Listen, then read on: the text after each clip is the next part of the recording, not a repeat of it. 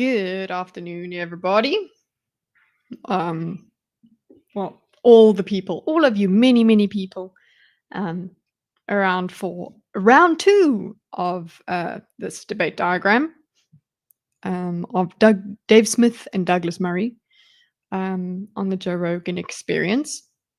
Just a little note before we get back into it, and I'm going to hopefully have a better pace today because I have no need to do a preamble this time. We could just go straight into the diagram after this preamble. This preamble is to say I'm aware that there are some crazies in chat, and what I have actually endeavored to do is not feed the trolls. That's been my approach. But at the same time, I guess one thing I can say to you is if anyone in chat or if anyone in the live streams is going to start going with the sort of violent rhetoric or the hateful rhetoric, you're not welcome here. So don't do that. Okay? Is that good enough to? Do you get it? That's not what I'm trying to foster here. Go and find your own twisted communities to do that, please. I'm not accusing specific people. I'm just saying, just think about that. If that's the reason you hung around yesterday, please don't come back. I'm not violent, says CS Paffy. No, you're not. Just a reminder, that we are in pursuit of intellectualism here. I know it's not very high-minded, but at the same time, we are. There is no room for hate here. So. Be nice. Everything that you say is what you want to say. Okay, it's your opinion.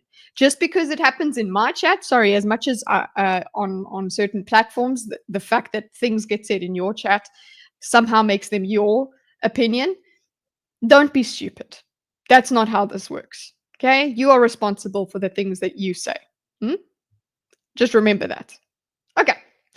That being put out of the way, let's get back into it. I looked a bit at we did about 15 minutes yesterday, and it took 4 hours. Obviously, I can't continue that pace. I need to get a bit faster. So let's go. Let me change thing. I missed the last stream. Why is there an influx of trolls? Does it have to do with this debate specifically or something else? I think it's this debate, and this was one of the reasons that I initially avoided this debate, because there are a lot of people that take this as an opportunity to lean into anti-Semitism and all of that, and just normal hateful rhetoric. They do that. That was one of the reasons I stayed away from it. But one of the reasons it's been so popular is because it addresses those things. And I want to interact with those ideas intellectually without rabid foam coming out of my mouth. So there were some people, I hardly even noticed them because there were really good people in the chat that were really adding to the conversation. So I really enjoyed their presence. But there were some people that I just flat out ignored because they just weren't worth my time. So that's kind of I guess I just wanted to put that out there, that is it. That's how I'm handling it. That's how I'm choosing to handle it. Just be respectful when you are expressing your opinion, and you will be afforded respect. But if you're not, then you're not going to be welcome. So anyway, but yes, it was because of this particular debate, CS Paffy. But this is the internet. I know it's the wild, wild west, and we're going to get people that have very vivid imaginations and very very passionate views, and sometimes what we're actually interacting with here with this diagram actually is, do we always have to engage them, and are they how do we deal with them? How do we deal with that audience? And actually that's part of what we're going to get into today with this next part of the debate, we're going to talk about the concept of audience capture. Did I miss some drama? No, there was no drama. It was, I guess it was just, there was just people in chat being full of shit. And yeah, they weren't the best people. But I guess that's to be expected, because internet, which doesn't make it okay, but it makes me not surprised. Okay. Okay. Hey, Ship.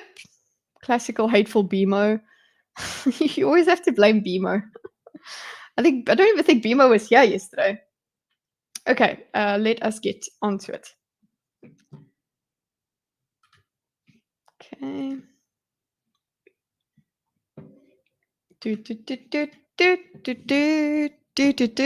For those of you who celebrate, have a blessed Good Friday.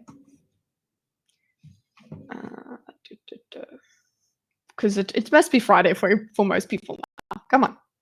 You caught up, right? Time zone supremacy. Window capture. Right. That one. Okay. There is our diagram. Do you want me to rough them up a bit, Kitty? I don't know. I'll let you know. But I guess the thing that I wanted to address is that I didn't rough anyone up that was in chat. I didn't rough them up. I ignored them. And I don't want anyone to take my dismissal of them for a silence is violence kind of situation. It's more of a don't feed the trolls situation. Your opinion is so stupid that I don't even need to interact with it at this point, or the objective of what my stream is not served by your chats. But we had a lot of people that did really give enrich the experience. That's what I will say. I was focused on those people and I enjoyed them very much so. Okay, let's get the video up. That's what attack dildos are for. I spent the day cooking, just finished an hour ago. If me and Dildo are your security, RIP this channel. Well, yeah, you guys, at least you could bully people out of the way. Instead of going, I'm going to block you, you'll just roast the shit out of them in such a way that they never come back. So there's that. Sorry, I'm trying to at the stage. No, you this way. There you go, and separate. Yeah, okay. I'm not surprised the retarded debate brought in the brainlets. Yeah, and we haven't even gotten into the most spicy part of the debate, honestly. But I think it's a really relevant discussion that we're having anyway. That's what I'm trying to get out of this. So let's put some background music on to get us going. And put your predictions in now. I will star them. Put your predictions in now to see how far do you think we'll get today? In I don't know if we'll get 4 hours in, but let's say 3 hours. Today's stream will probably be 3 hours, so let's see how long we get. How far we get, and let me know what you think. Can you hear the there we go.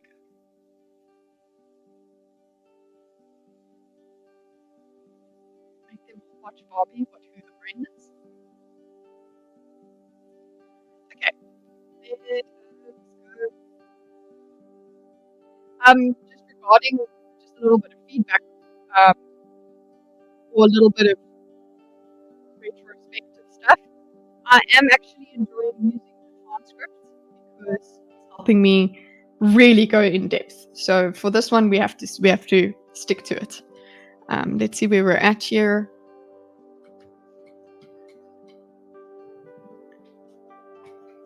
Oh my god! Now my cats are after each other. Excellent, Daisy. Hold on.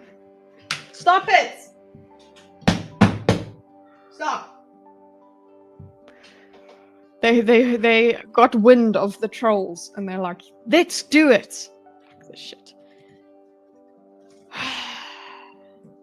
Anyway, if you want to, I don't know if you'll be able to see me edit live, but here is the link for the Xmind. Okay, it's timestamp. We are at 14:51.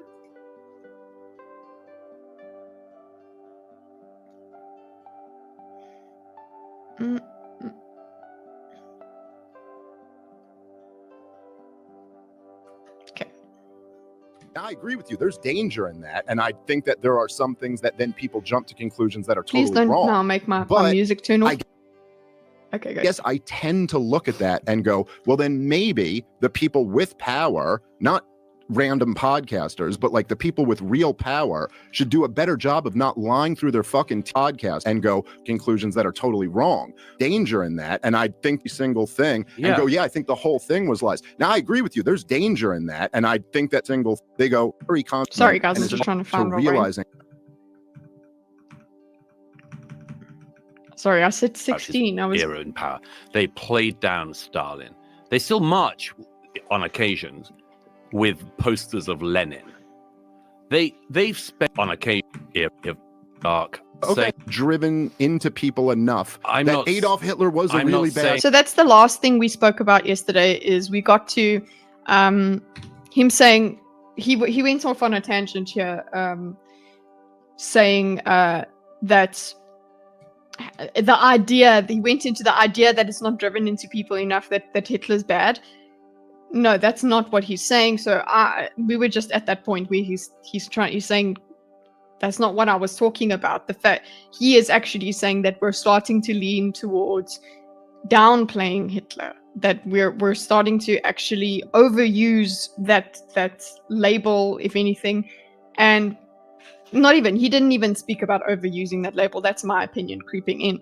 But with Douglas Murray, he is saying there is an insidious group of people that are starting to play nice with the idea that Hitler isn't such a bad guy, and and they're trying to downplay Hitler's badness and upplay, I suppose, Churchill's badness, and that is dangerous.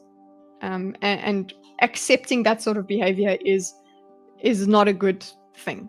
And we kind of have that evidence in the amount of people the fact that there are some people that are very flippant about Jewish people and things like that. They really are so open with anti-Semitism, which always has fascinated me. Like I don't get it, guys. I really don't get it. But anyway, this is not what Douglas is saying. Oh, hi, Hugh.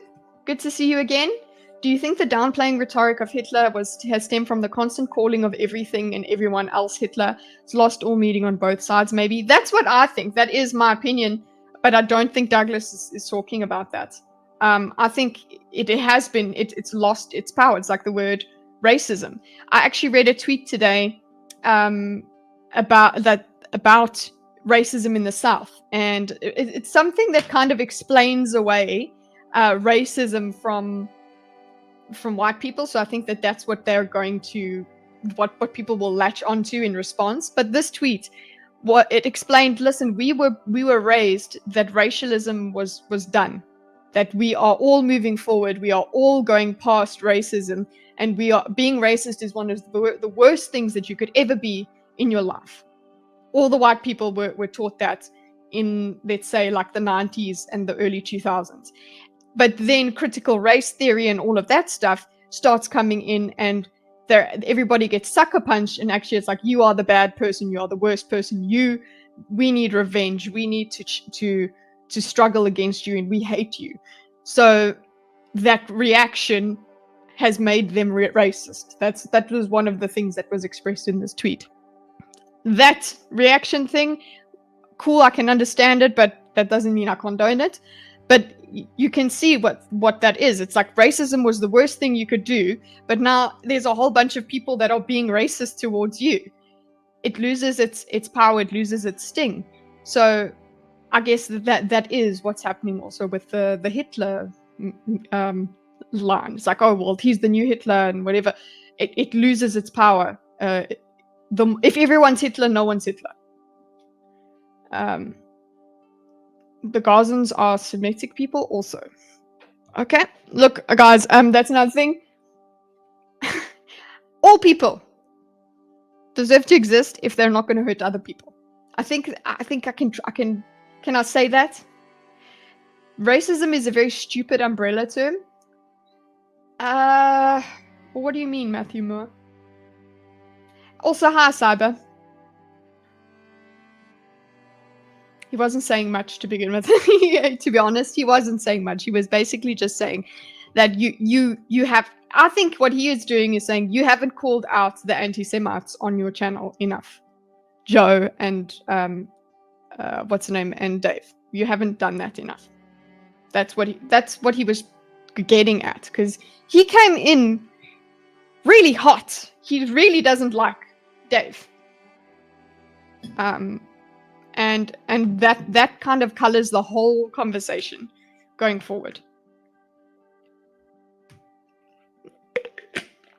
Okay. Essentially, yes. Well, I'm glad you agree. But yeah, there we go. We're at. That's not what I'm saying. I'm already not going faster than I was yesterday. Oh, we got Shippy. What's up? Drew me back for a second. White people enslave white people forever. Black people enslave black people forever. These lines started being drawn when we could make it racially based. Immediate problem. Yeah. When it became that's cool, that was a problem. We shouldn't have it as a problem now because we're supposedly moved on. Okay. That isn't what I'm saying. I thought this was quite a silly place to take it. We wasted words here. That the idea he especially several times Dave goes, the idea that it's not been driven into people enough that that Adolf Hitler is bad. That was a useless place to go down, because that's definitely and so obviously not what Douglas Murray was talking about. Okay. And it was kind of a misdirect or a direction away from it. Okay, so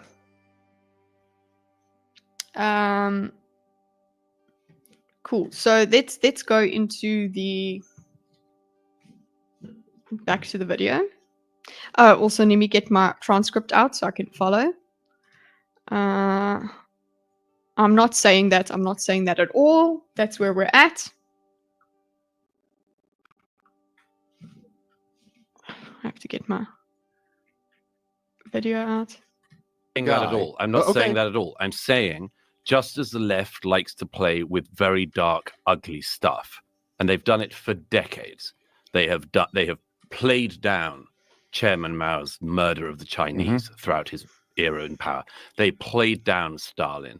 They still march on occasions with posters of Lenin. They've spent decades trying to do down evils that were done on their side.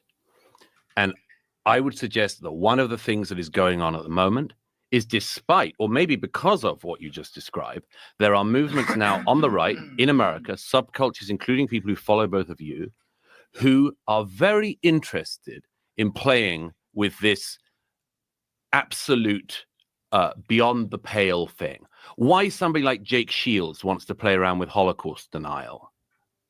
Why? I can't answer. Okay, so let's get all of that. I'm not saying that at all. It's just that the left likes, so just as the left likes to play with very dark issues, okay, would play with the Holocaust denial. Why? Okay. Enlightened centrist. Don't call him enlightened. Oh, everybody's supposed to hate on him. Okay.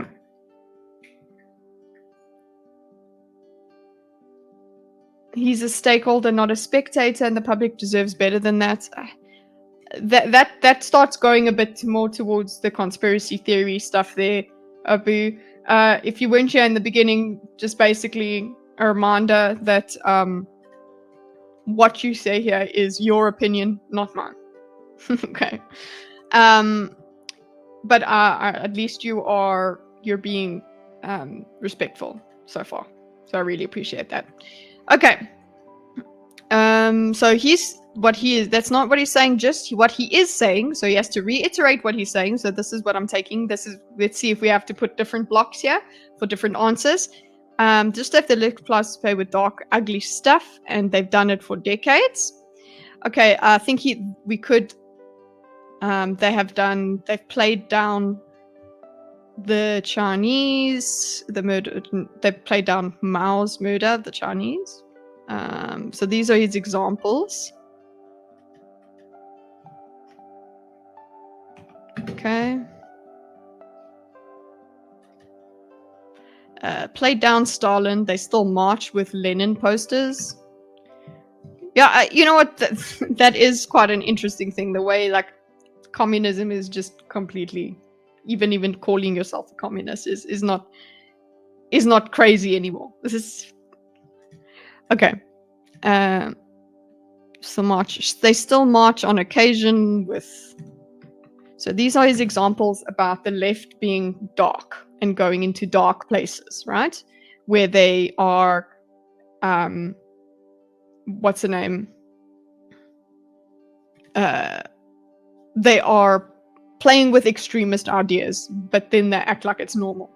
Okay, they still march on occasion with Lenin. They've spent decades trying to do down evils that were done on their side.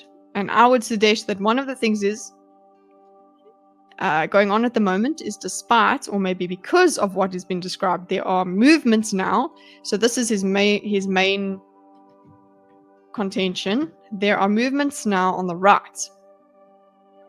Okay. I'm just putting down this over here. No, you go over here. Spent decades to do down evils they were done on their side.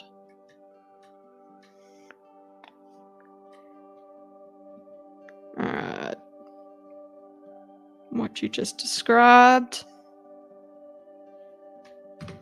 There are movements now on the right. So this is a follow-up. So I'm going to put this in its own. That's the same point. So I'm taking this out and making a new block for it. It's related, but it gets its own. They still march to here. There are movements now on the right in America. Okay, and he just goes subcultures, including people who follow both of you. So he's also asking or implying some sort of what do you want to call it? Duty by them, their audience. They are responsible somehow for their audience, because that's what he's saying. That's him bringing it up. He goes subcultures, including people who follow both of you, which means they have some sort of connection or duty, who are very interested in playing with this absolute beyond the pale thing, which I suppose is anti-Semitism, all of that. Why somebody like Jake Shields wants to play around with the Holocaust denial. Like, that is him saying there isn't. It's the same sort of point. It's still going. It's insidious, right? This is bad. They're flirting with these bad things. Okay, let's put this and let's see where he goes with that. It seems like Dave has a response to this, and actually we get into the idea of audience capture. Reporting on duty here to moderate the Twitch chat. Yes, remove them bots. You have to worry about bots. YouTube chat has to worry about hate. It was understanding you gifted me membership with this channel. It might have been him, and it might have been it's most likely Big Ship who did it. So glad you showed up on my feed. Found you through Stitch and Adam a long while back. Hi, Hard Round Brush. Well, I'm really glad that you're here to journey with us through Debate Diagram. I haven't gone over Sitch and Adams' coverage of this debate because I wanted to keep my own. Don't want them to give me opinions to spout. You get hate? No, not me hate. Just certain groups. Is Dave a comedian or a commentator? I don't watch Rogan and know next to nothing about them. Yeah, I don't really know that much about Dave, but he's come up in my feed now that I've been watching this video, and his feedback on the debate I've actually put into my watch later. So I think he's a commentator and a comedian, and I think comedians themselves are commentators anyway. Comedy is a form of social commentary. Say that fast. But yes, I think that podcasters themselves are commentators. And we spoke about this a little bit in the Think today. You would think, how does this relate? But we spoke about whether things could be objectively criticized or not. Like, that was our main discussion. But one of the points that came up was consensus being what makes something objective. A lot of the time, objectivity and what is right and what is wrong actually comes from consensus. And when a person has such a large following,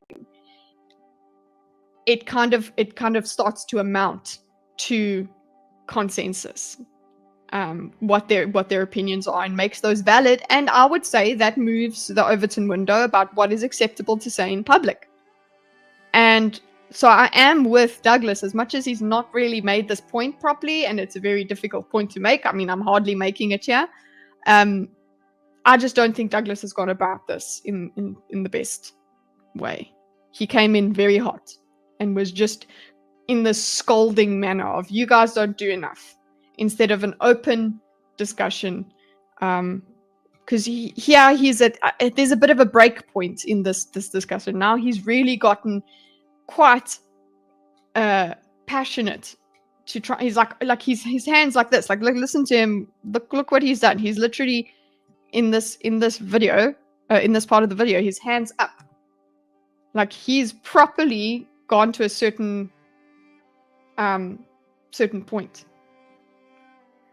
Who are very interested in playing with this absolute beyond the pale thing. Why somebody like Jake Shields wants to play around with Holocaust denial? Why? Like, that's quite an aggressive way of going about this, right? He's very aggressive here. Like, I don't know. What do we do with this? Okay. I guess I could just put in the aggression peaks.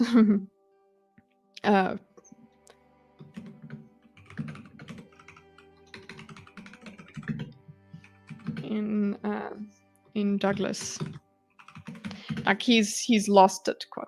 It's a guy thing. What? Moody bot. The best lack all conviction, while the worst are full of passionate intensity. Oh, that's your judgment of Douglas, yeah. Yeah, okay. It's okay. Hi, Barmy. Good to see you. Okay, so let's play. I can't answer for Jake Shields. I don't know. Why do you? Okay, so we go direct. We don't actually.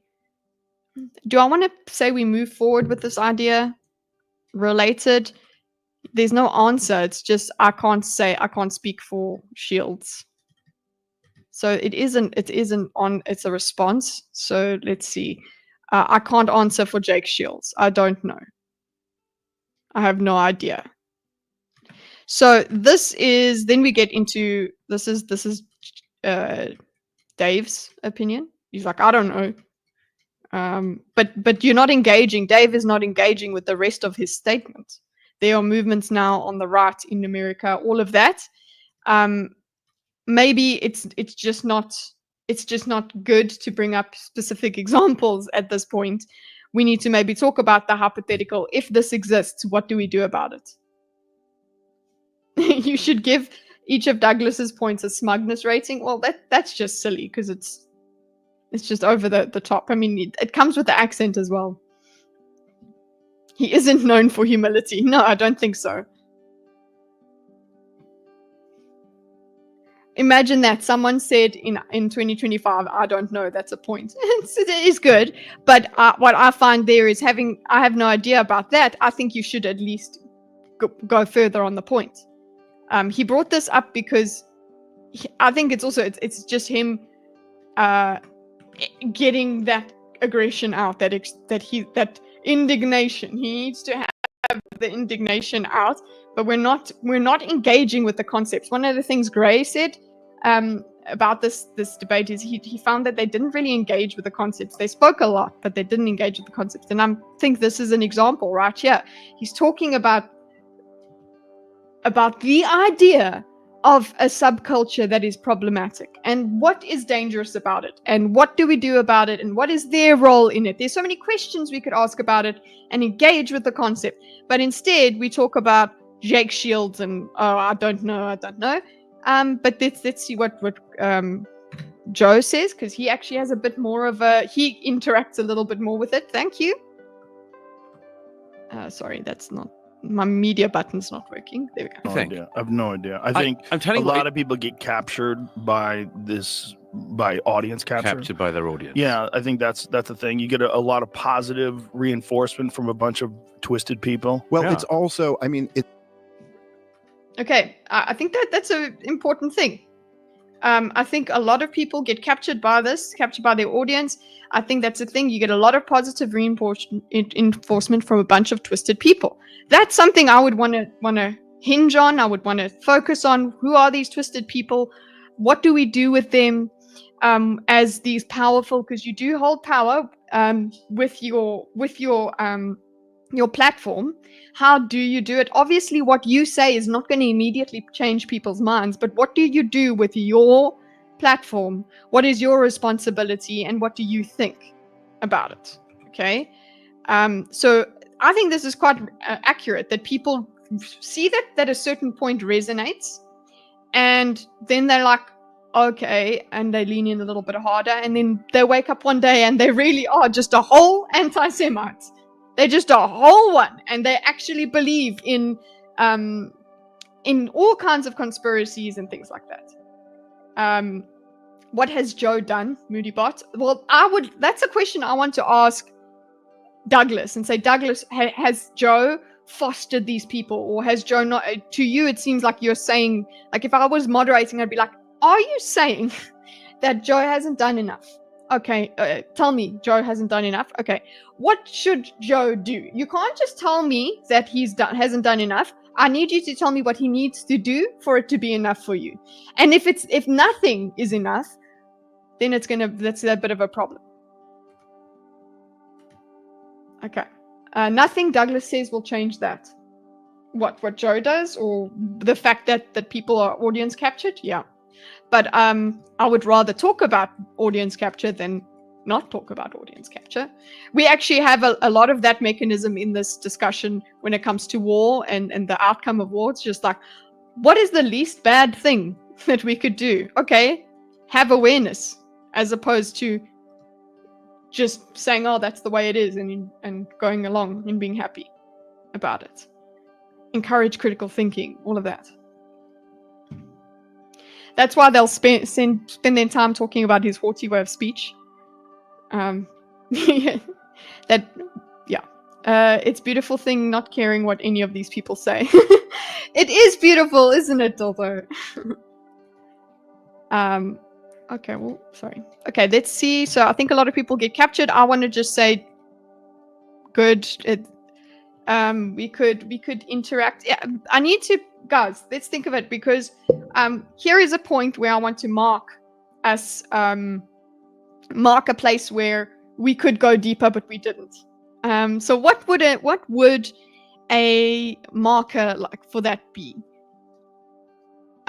Is it one of these? Because we have this for replay, which is this play button here, which is basically rehashing the same argument, but something for we could go into this, but we didn't.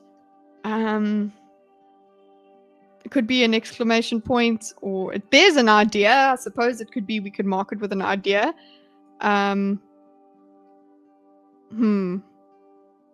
could just have a red flag or a red, like just a certain marker. I was trying to be, a bit more creative with it, but yeah, we could do that. As in, yeah, cool. That would be an interesting topic for us to talk about. So that's what this means.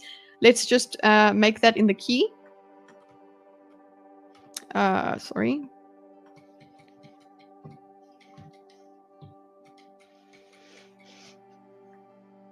Okay, that's repeat.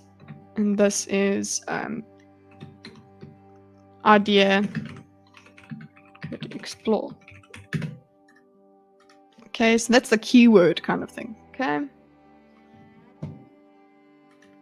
The only right way to consume Joe Rogan is on YouTube Shorts. Joe Rogan is a really good example of audience capture. Well, he's brought it up here, so it would be good to talk about that if he's brought it up. And go, if you are Douglas Murray here, maybe go, Douglas, Joe, I think you are audience captured. And see how that goes. And see if he'll interact with that idea. Okay, I think a lot of people get captured by this audience capture. Okay. Captured by the audience. Cool. We can take that away. I think... hello? I think that's a thing you get... Dance. Hi, Basil. Thank you for the subscription. Welcome to the show and the colony of cats. So I guess I am a colonizer in that way. Okay. Did I get it? It was a PlayStation notification. I heard PlayStation notification. I was like, okay, anyway. You get a lot of positive feedback from a bunch of twisted people. So yes, who are these twisted people? Who are the twisted people? What do we do with them? How do we deal with... We deal with audience capture. What is your duty? Duty as a podcaster. Okay. Like all of those things are not really, if I'm not mistaken, please be, I would be pleasantly surprised if I had just missed it, but I don't think we talk about that. Okay. The only thing I've ever captured is Pokemon. Same. Actually, I've captured monsters. Monster Hunter. Like this. When you have a ground trap, that's what it's like. So there's that. Subscribe to my gaming channel for more of that. I actually haven't trapped any monster in Monster Hunter Wilds. Anyway, at least Joe does have people like Gadsad on. Well, yeah, that is a good song for him. Okay, so he's saying captured by audience. Let's go. There's something about Michael Malice had that great line. He goes, when you take the red pill, you're supposed to take one and not swallow the whole bottle. Yes. And I think there's like this dynamic. What happens is, and of course people know the red pill is the analogy from the Matrix, the idea that you wake up to realizing that so much of the stuff you believed was bullshit propaganda. Absolutely. And it's all lies. And this is a real danger when the establishment and the institutions are all caught with their pants down, having sold a bunch of very consequential policies based on lies. And then once people realize that, they go, well, what else have they been lying to me about? And then they almost want to look into every single thing and go, yeah, I think the whole thing was lies. Now, I agree with you. There's danger in that. And I think that there are some things that then people jump to conclusions that are totally wrong.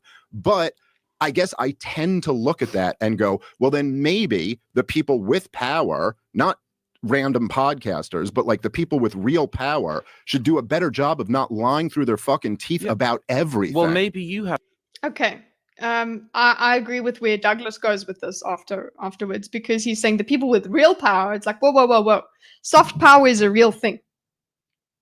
It's you wield it. And you can't just palm it off and be like, oh well, I'm not a real politician. I'm not a leader. It's like, but you do. You have a following, actually. You are a leader. So this cop out of oh, well, the people with real power need to act differently. No. That can be true, and you can have a duty to your audience to foster a good thought environment. But then on the other hand, I'm wrestling with this idea, like, do you interact with such crazies at all? Or do you just shut them down? Dave won. Hey, Black Angus. Okay. They lied to us about round Earth. Yes, they did. So we got this audience capture. Sorry guys, we don't get to talk about the audience capture. We're gonna go over here and we're gonna have what Dave is talking about. There's something, blah blah blah. Look, it's not that it's bad what he said. The people with power, but I do think we left a concept behind. We could have explored this. Okay, I'm just going to put his whole speech in here, and we can decide what to do with it. Whether it gets its own block. Just a reminder of the way that we're operating, and this is for me as much as it is for you. When there's a new idea, we make a new block. If it's the same idea expanded with different words, it's the same block. So, and I will remove the ums and ahs as much as possible, and sometimes I'll remove the flowery language if it's not really serving much, if I'm not going to comment on it. Okay, so teeth about everything. Cool. Yeah, whoa. Sorry about that. Okay, well, Michael Malice. Let's go. So we got Michael Malice. It goes, when you take the red pill, you're supposed to take one and not swallow the whole bottle. I like that line. I really like that line. That is a good, funny way to put it, guys. Like, don't throw the baby out with the bathwater, boys and girls. We actually spoke about this in the postmodernism debate, the postmodernism discussion when we were diagramming postmodernism. You can't just take out everything. You can't completely destroy, or you shouldn't, at least. You will be left with nothing. And then horrible tyranny can be built in its place. So why don't we choose the good things and throw out the bad things? I don't know. David is heading home to go to bed. Well, I hope I can put you to sleep, David. How's the weather out there? Okay, I guess. Lucifer has been awake quite a while. Okay, anyway. So you're not supposed to swallow the whole bottle. This dynamic that happens, and of course the red pill is an analogy, blah blah, we know this. Okay, red pill, it's the same idea. Red pill is an analogy that the things you were told were a lie, and wake up. What if the baby is Hassan Piker? You know what? Then keep the water. Throw the baby out. There you go. A joke! Okay, the red pill is an analogy because we could raise Hassan to be better. Okay, red pill is the analogy for the Matrix, that you wake up realizing that so much of the stuff you believed was propaganda and it's all lies. There is a real danger when the establishment and the institutions are all caught with their pants down. Okay, so this is a follow-on idea. Okay, so we've got the idea that the Matrix and the red pill. Okay, cool, we've got that. Related is a real danger when the establishment and the institutions are all caught with their pants down, having sold a bunch of very consequential policy based on lies. And then once people realize,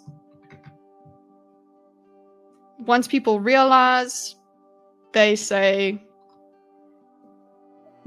well, what else have they done? What have been lying to me about? And then they almost want to look. Okay.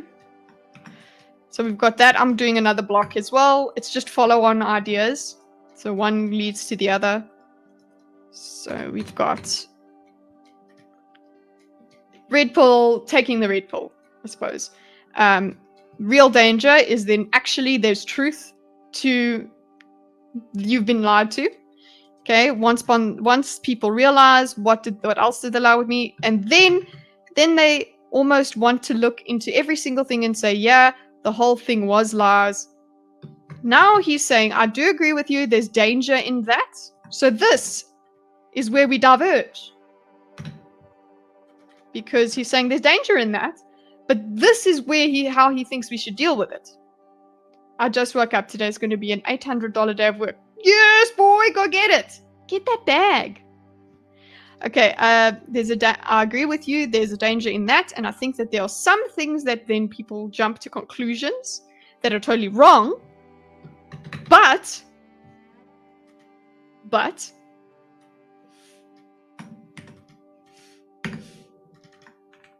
I guess I tend to look at it and go, well, then maybe the people with power and not random podcasters, but like the people with real power should do a better job of not lying through their teeth about everything. So he's put all the blame onto the politicians, and you know what? It's not his fault that people are so hateful. Okay? It's not his fault that people are so disillusioned.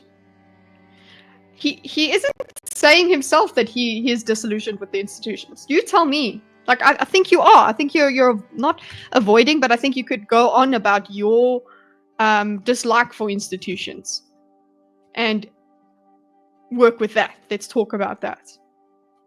Then maybe, okay, so that's the way he wants to do it. He's kind of saying it's valid. It's okay. It's okay when you take the whole, not the whole bottle. I mean, it's okay when you take the whole bottle of red pills. That's not good enough for me. I understand his point, but it's not good enough for me. What I would want to do is there is a duty that a podcaster has, and I like that Douglas Murray goes into this and says, you do have power. So let's see what he says about it. Because he's now said, no, people with real power need to stop lying. It's their fault.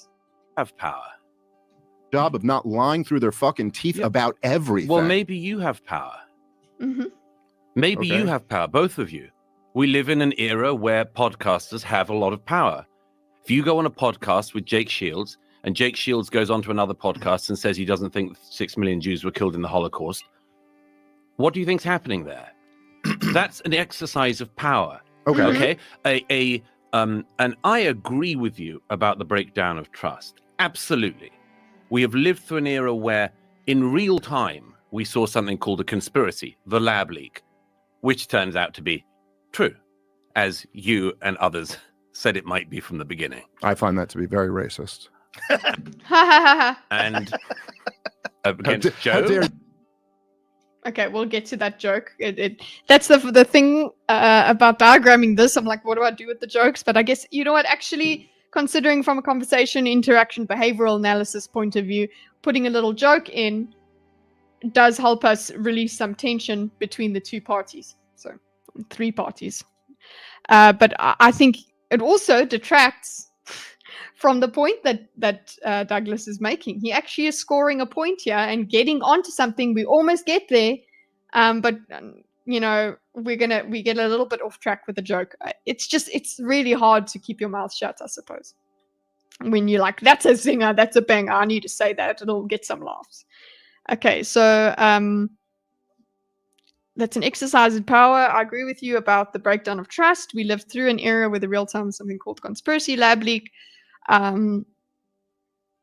Okay, so and others said it might be from the beginning. So yeah, he's being gracious yet smug. It's incredible. Well done.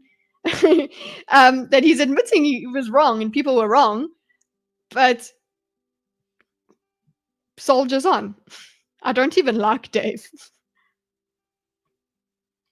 Okay, why Moody? Why? But he can't. Why does Dave have to do anything for anyone?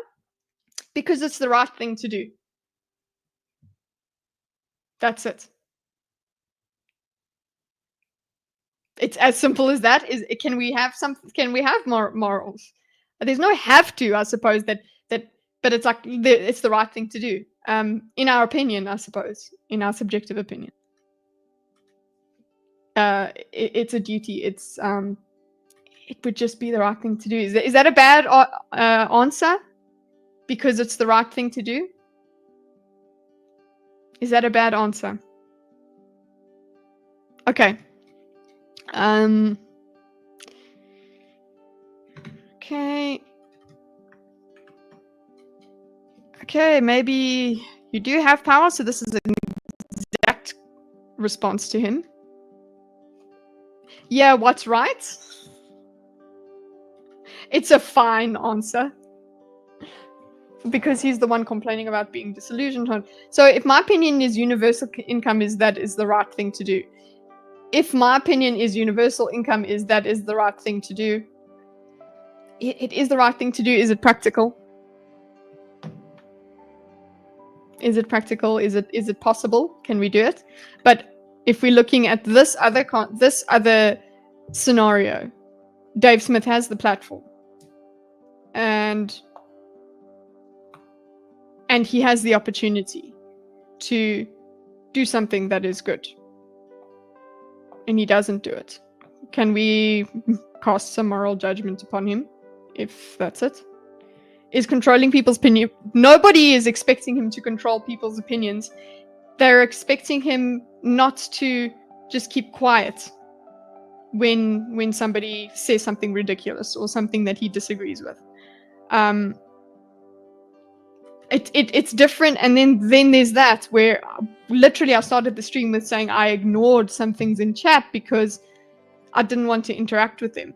But when you have someone on your show and at your podcast and they bring up something, I think there is a duty for you to at least to at least challenge them instead of going, oh, that's interesting. Okay, that's fine. That's not silence is violence. That's why aren't you challenging? Why are you letting that go unchallenged? Like, or at least state. That's why what happens with politicians is, and I used to think that's so stupid. With politicians, they would be like, will you condemn this? And this person refuses to condemn this. Look at them, they're horrible. And that's a way that they do political warfare. But actually, yeah, refusing to condemn things, it does it does have a message. I do think that it has a place.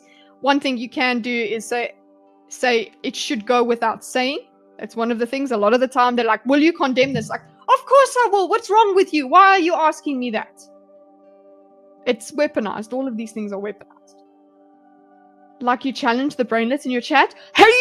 Yeah, exactly. I didn't... No, that's what I'm saying. If I speak to them, I'm also platforming them.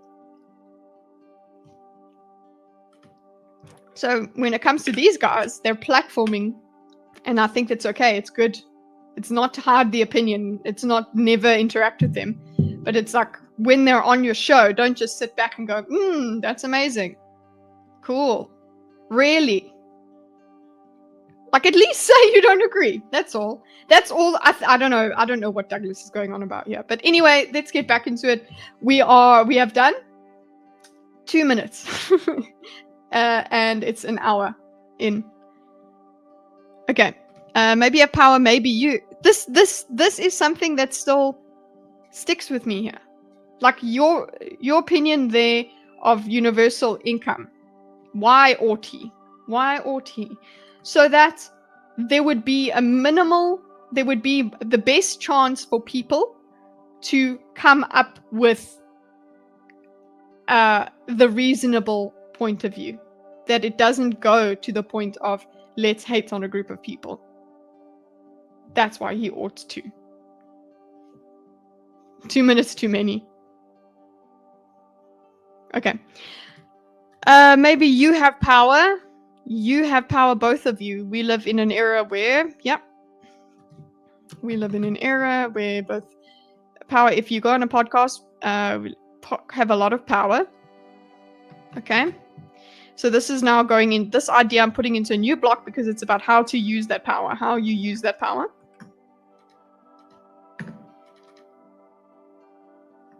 Okay. If you go on a podcast where Jake Shields and sorry, just looking at what you're saying, Moodybot, Dave thinks that's funny. Dave thinks that's funny. If you don't find it egregious, the way Douglas seems to be, he's like, how dare you step on my Churchill? Is that what you're going to do as your soundbite, Lucifer?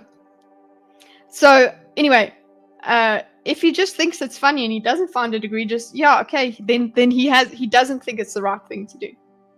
And yes, we are moralizing and being moral busybodies, expecting him to shout it down instead of saying, wow, that's a stupid opinion, or wow, that's an opinion, and expecting the audience themselves to think it through. Yeah, Douglas is warning Dave where that might go.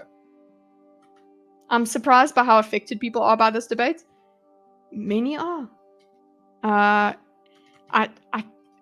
It's viral, essentially.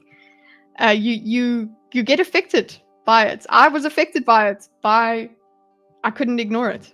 Okay. Shield and Jake Shields goes on to another podcast. If you go on a podcast with Jake Shields, and says he doesn't think 6 million Jews were killed in the Holocaust. What do you think is happening there? I don't think that's a good enough question. I think you need to say, what do you think should happen there? What do you think? What would you do?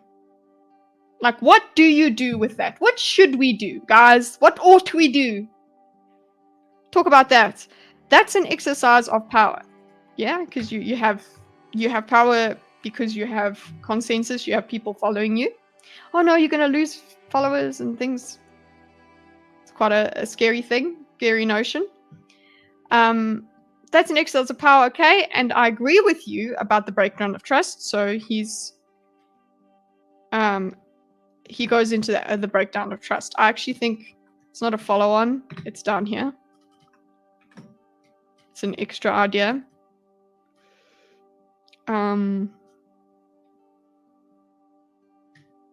There. He does bring in, I agree with you about the breakdown in trust. So then we're talking about over here. So let's actually put a line in for agreement.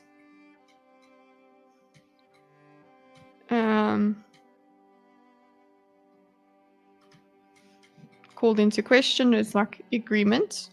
Let's also put his agreement in agreement. So they do agree on some stuff. Joe was right in that, apparently.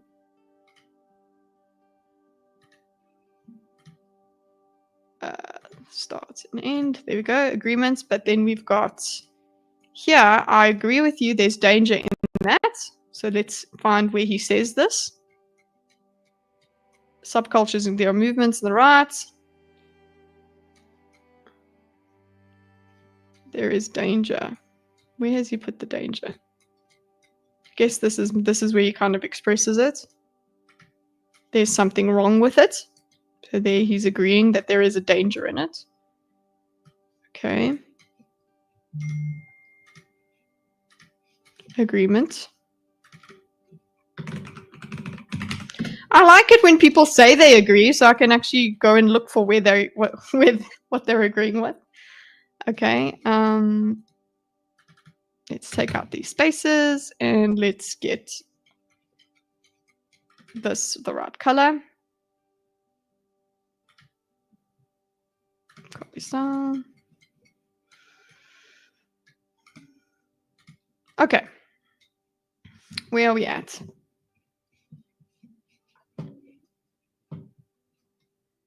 There's danger into looking into the narrative you've been fed.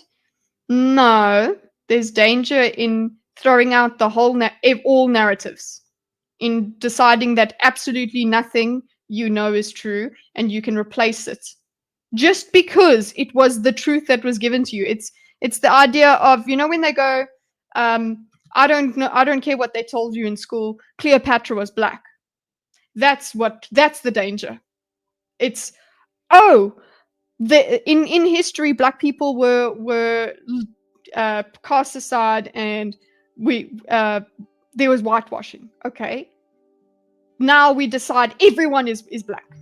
That's the thing that I'm referring to in the danger of throwing the baby out, whether it's a son or not, throwing the baby out with the bathwater, taking the whole pack of red pills, so that making your mind so open that your brain falls out. There's so many ways we can say this.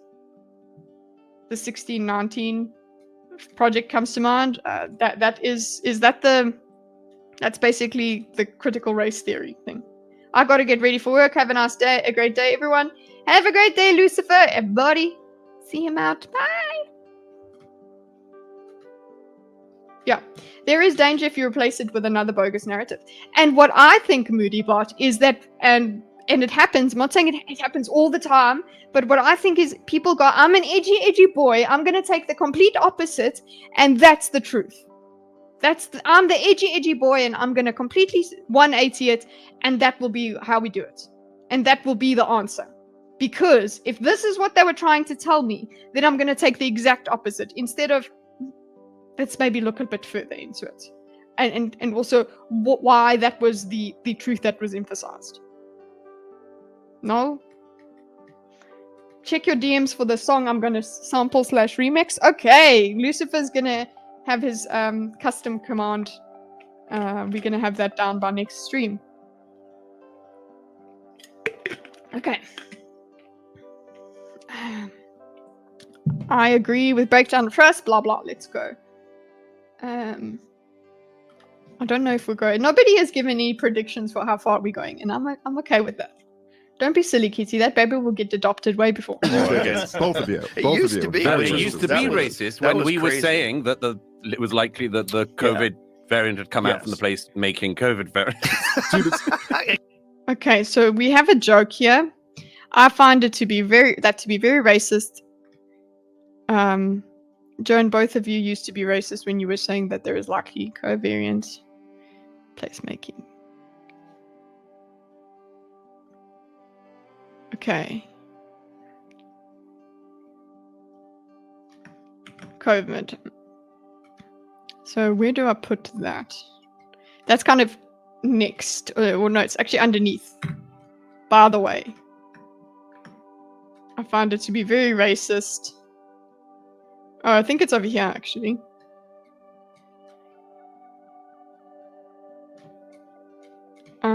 Let's do a call out to say, okay, we're calling out the joke. Tension diffusion.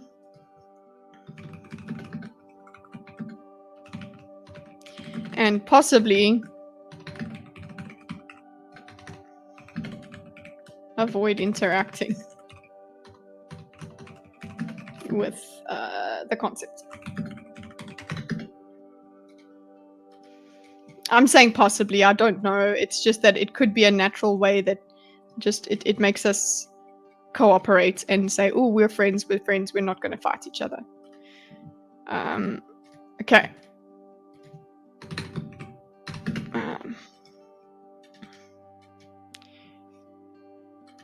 Let me go back a bit because I want to see who's saying what here. It is still a valid argument. It is still a relevant example. Especially COVID. It used to be racist when we were saying that I find that to be very racist. And I find that to be very racist and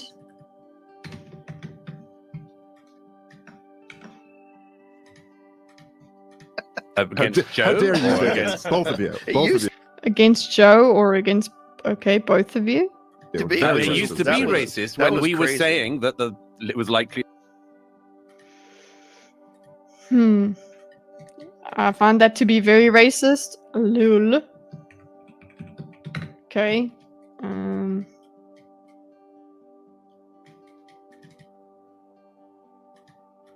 I guess that's a way to say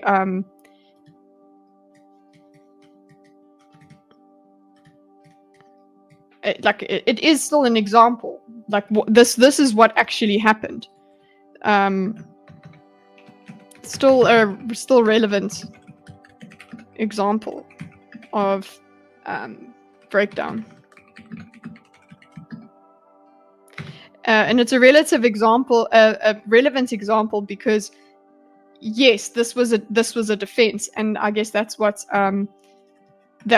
Douglas is going. Both of you use it to be. He's saying it used to be racist, and that just reminds you that Douglas Murray is considered a right-leaning person. It used to be racist when we were saying that it was likely the COVID variant had come from the place making COVID. So that's referring to, it was called the China virus and whatever, and that was dangerous. And it was considered, that was a way to deflect. This was a way to deflect and protect the institutions we're supposed to trust, right? I'll say that here. Example of how the institutions protect their narrative. The institutions and their pundits.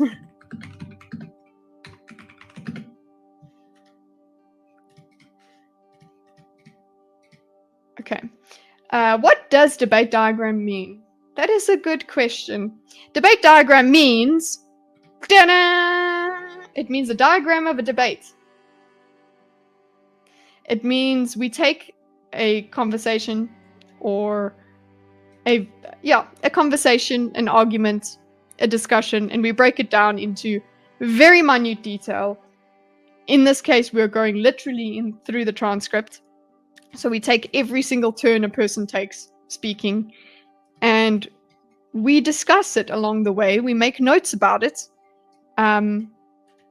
And we evaluate what we think a person has done good, what they have done bad.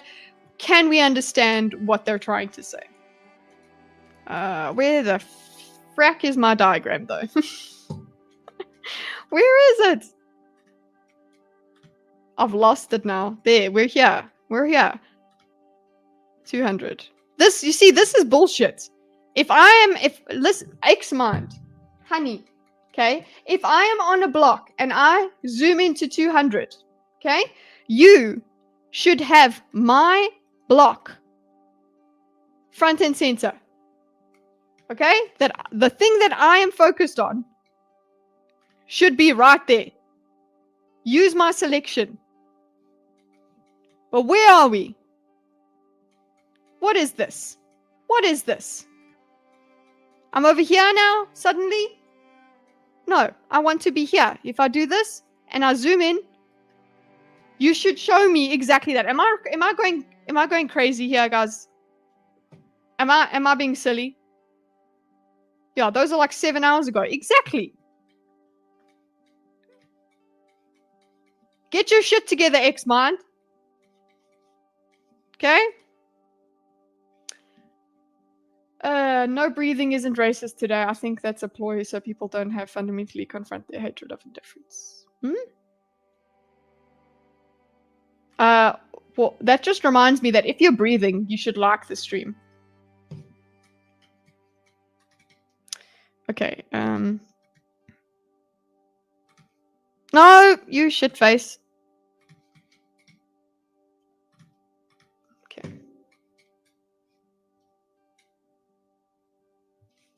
This is so interesting. Thank you. I've never experienced this before. Lean out the ride and bang. That's a cool name. Well, I hope it's not for everyone. It is way detailed, and a lot of people are like, why are you doing it? But if you are the kind of person that enjoys going really into detail, you'll enjoy this. Oh, Bible. Okay, it's used to protect, to be racist when we're saying that it's likely the COVID variant. Cool, so that is irrelevant. Which lot are you speaking to? Let's get this. Okay, Kevin. We haven't got it. It's how many minutes? 4, 3. Shut up, Chinsia. Let's play. The COVID variant had come out from the place making COVID variant. Especially But since isn't it it's great? made in the exact Just town. seemed like it. Dude, Seemed isn't it like it was possible to us. By the way, But the point, Ask yourself this: who Okay, yay! This is great, guys. We get an ad break. has Google? You might have to take is an activity third part, which is the data VPN's phone. This is by the F4.com. Get your 4 free months by scanning the QR code on screen or The lab leak. leak. The link in the description. I was referencing the New York Times calling the lab leak racist, which is just the Okay. funniest thing ever, that they go, it's racist to think that there was a sophisticated lab where they were developing like gain of function research, and they go, no, what happened is these freaks were eating bat heads. That's And you're right, like, wait, yeah, that's not racist? pretty The other racist. one was They're racist? eating much, yeah. pangolin. Okay. Show is the QR code. Show us the QR code. It was there. Okay, so the reference is from Dave. I really do think collectively it's a little bit of a lull where they play nice a little bit and make jokes and laugh and languish in the things that they agree upon, because there was this 5 seconds ago, like a couple minutes ago, there was this why, and Douglas Murray like lifting his arm and saying why. And now we go into a joke and we make friends again. I love that kind of thing about human nature and interaction and conversation. Fucking goes hard. Okay, Doctor Shady Companies. I'm going through the transcript and the ad is in here. Spread their views. They're welcome to those platforms.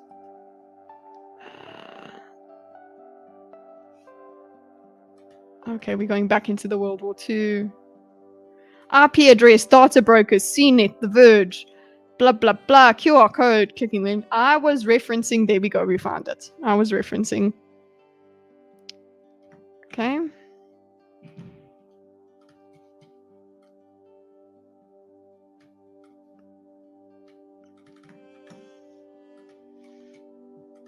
The New York Times.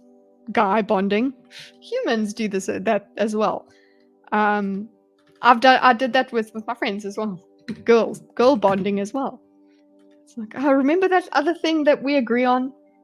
We're still good. I was referring to the New York Times calling the lab racist, which is just the funniest thing.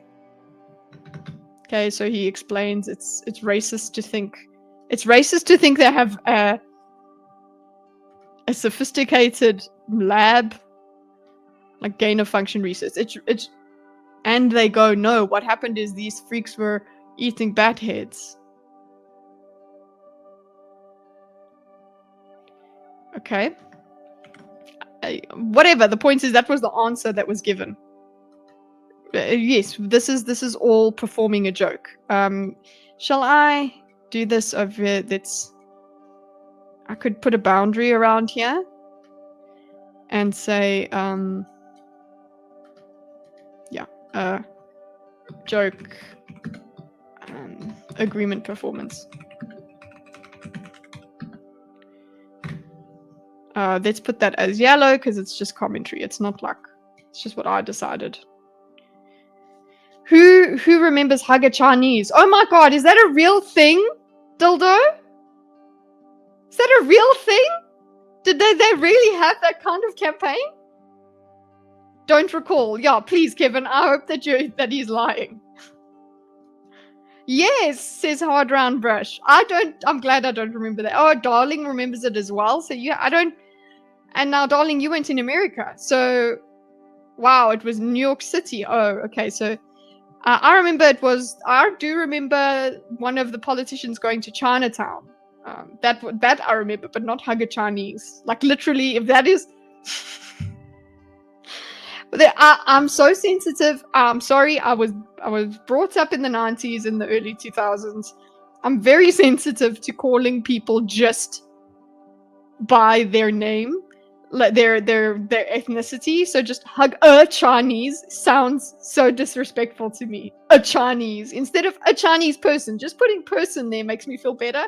We go hug a Chinese. That's like saying hug a gay.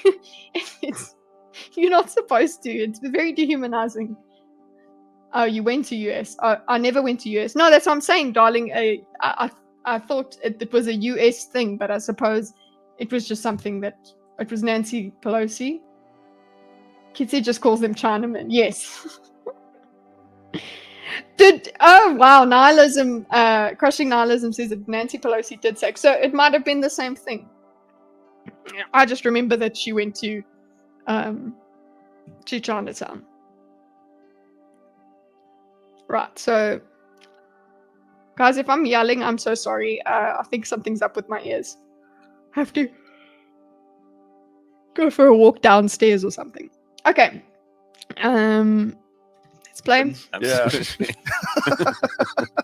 Well, but that one fell apart. That one fell apart in front of our eyes. Well, it And took of course, 4 it years. took 4 Yeah. years. And I've said repeatedly, it's kind of inevitable to me that if you see something that is called a racist conspiracy theory fall apart and become also what we used to call true in a few years, it's likely to blow a lot of people's minds. But the question then is, do you help those minds that have been blow themselves out some more by doing a whole load of other conspiracy stuff? Do you decide to go, hey, what else have we been lied to? Maybe Churchill wasn't a great guy. Maybe Hitler wasn't such a bad guy. Maybe the Holocaust, etc. Nobody is saying that. No one is saying maybe Hitler. No one is saying that. I don't agree. I think that, Joe, people are saying that. People are that stupid. Joe, I think people are that they are the people. I'm saying it, says Kevin. See? He's saying it. Like, there's a lot of people that are saying it to be funny and edgy and make jokes. And that I've probably been on streams where people have done that and I've laughed. But the reason it's funny is because it's so absurd. But if you believe it, then it's not funny anymore. Then it's not a joke anymore. Then the whole premise of the joke falls apart if it's actually true. Tucker Carlson is flirting with it. I need to have a look at Tucker. I haven't looked at him in a while. Hitler's chilling on the dark side of the moon. Okay. That's where they put him. A lot of people seem to be flirting with it, and what I find is admit it so that I know who you are. Don't try and make it seem like, yeah, no, I'm still cool, I'm still okay. No, tell me. And then I will tell you to get the fuck out. Okay.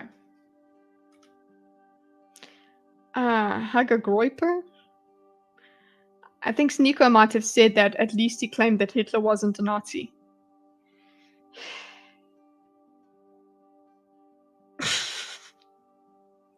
Sneeko. We all go to Sneeko for our opinions, but yes, there are people. You know what? There you go. There are people that follow Sneeko. Okay, in the world, Joe.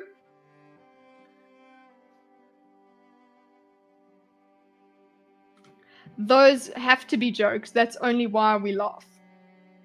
That's only why we laugh. I don't like where this ended up. What do you mean, Shippy? Please explain.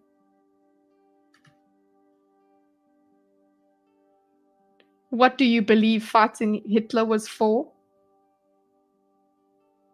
For many things. It wasn't just fighting Nazism. It was their aggression, their expansion. It was also about fighting that back. Their literal trying to take over the world. That's what it was about. Groypers love Hitler, but they're also homophobic with the gay leader. That is funny.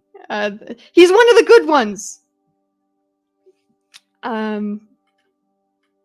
Okay, so anyway, I find it to be very racist. Lol. I seriously doubt Tucker simps for Hitler. I don't know. I think he needs to answer it. Make it make sense. No. I try to. That's what I'm trying to do. But Okay. Found it to be very racist. Where are we at? Sorry, guys. I lost it. And you're like, wait, that's not racist. The one, But that one fell apart in front of our eyes. It took 4 years. I said it repeats it's kind of inevitable to me that if you see something that is called racist conspiracy fall apart, few years, blow a lot of people's mind. Bad gum.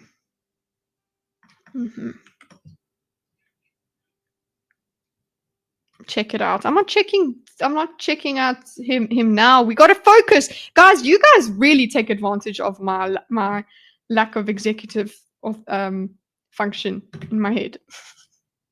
Okay, so this was a referencing. Okay, let's go over here. Should I have coffee? Always.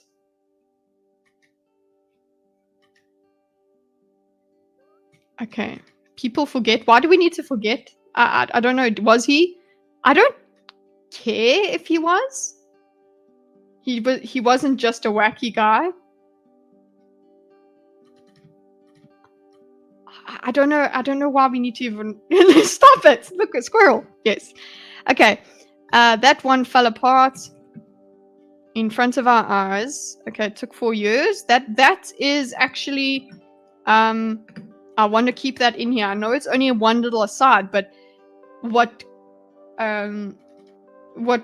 Joe is doing by mentioning this is, hello, hold on. It was really difficult to get to the truth. It was difficult to get to the truth, or to fight that narrative.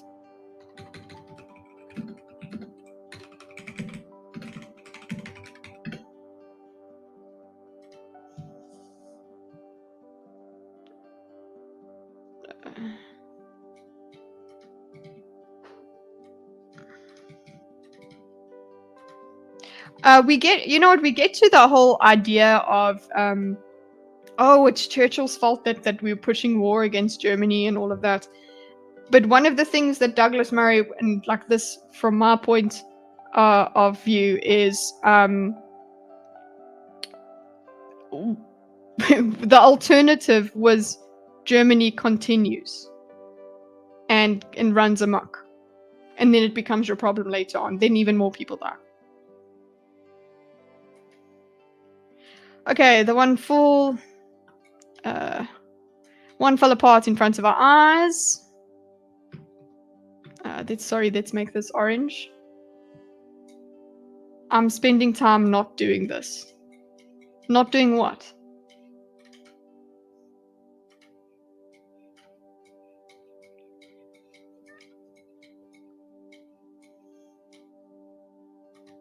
Peace, actually. Are you upset? Shippy, what's up? Please don't leave. He's saying peace, leave. Stop the cap, Ship.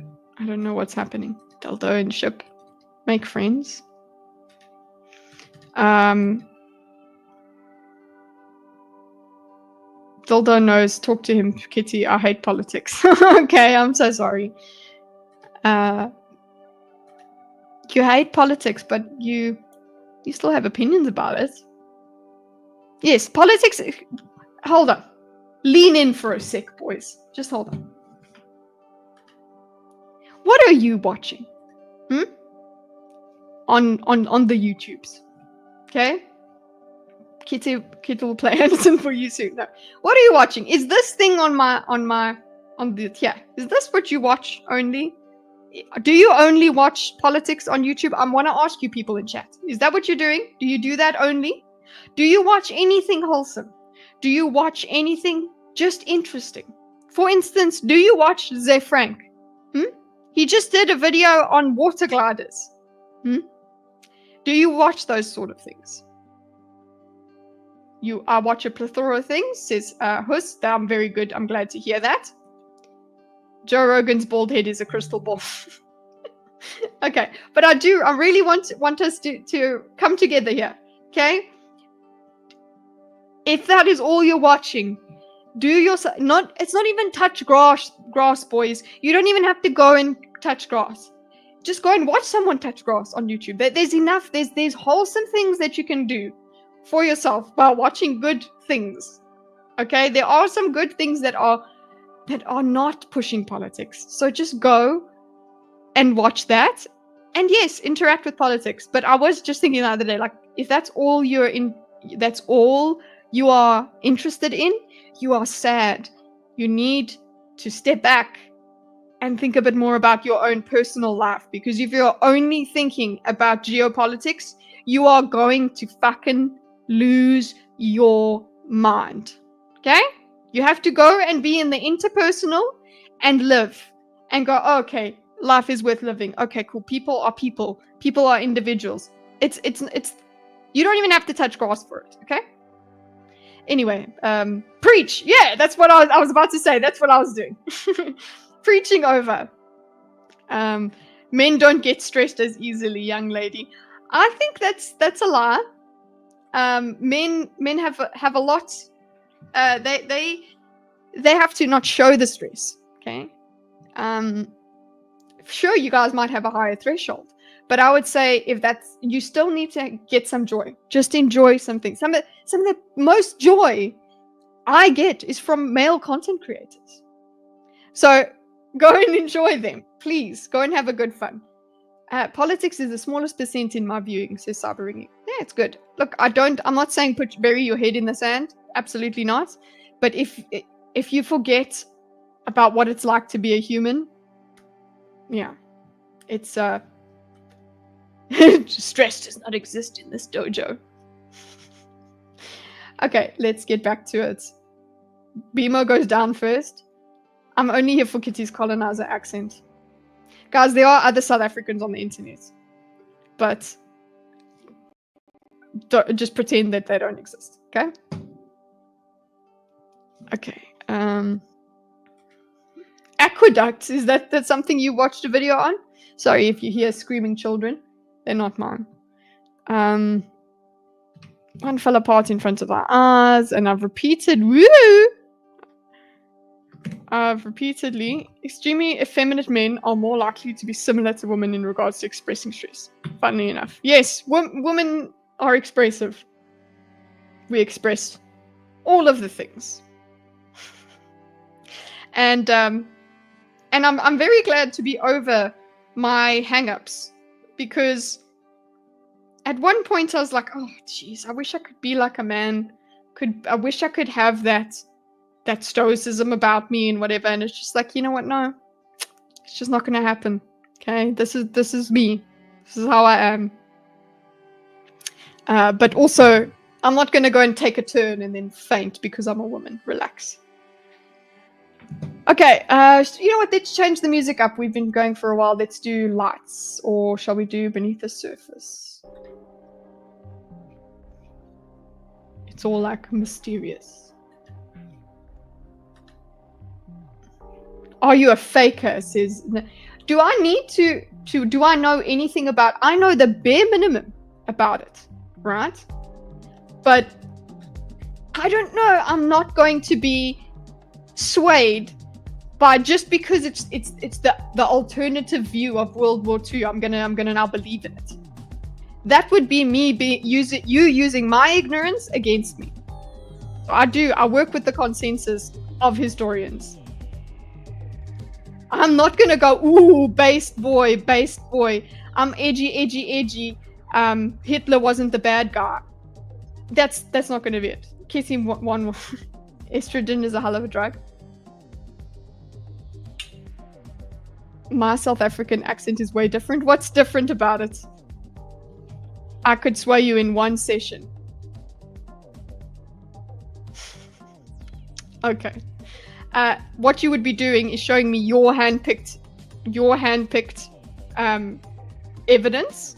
Okay, and I would go, oh, I understand. And then I would need somebody who is qualified to speak to you, who has more knowledge to speak to you, and that would sway me.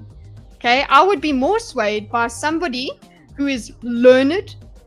Not if you take me and you sit me with somebody with a flat earther and they explain all their things to me, do you think that if I understand half of what they say and I go, okay, cool, I understand, cool, whatever, that I am now captured by them and now I've changed my mind. If they can change a physicist's mind, then I will have something to say about it. But if you change this little mind here, that's not good enough for me. I'm just not. I am not arrogant enough to say I know better than the mainstream. I'm not arrogant. Sorry, I'm just not arrogant that much. My accent is different. Oi, bruh, we're both Australian, yeah. Yeah, I'm Australian. Okay. We fight them on the beaches, we'll fight them in the gay clubs. The cherries will be picked. Exactly, Creamage. Hi, Galente. How you doing? Did you have a good nap? I'm just yelling at people on the internet. Okay.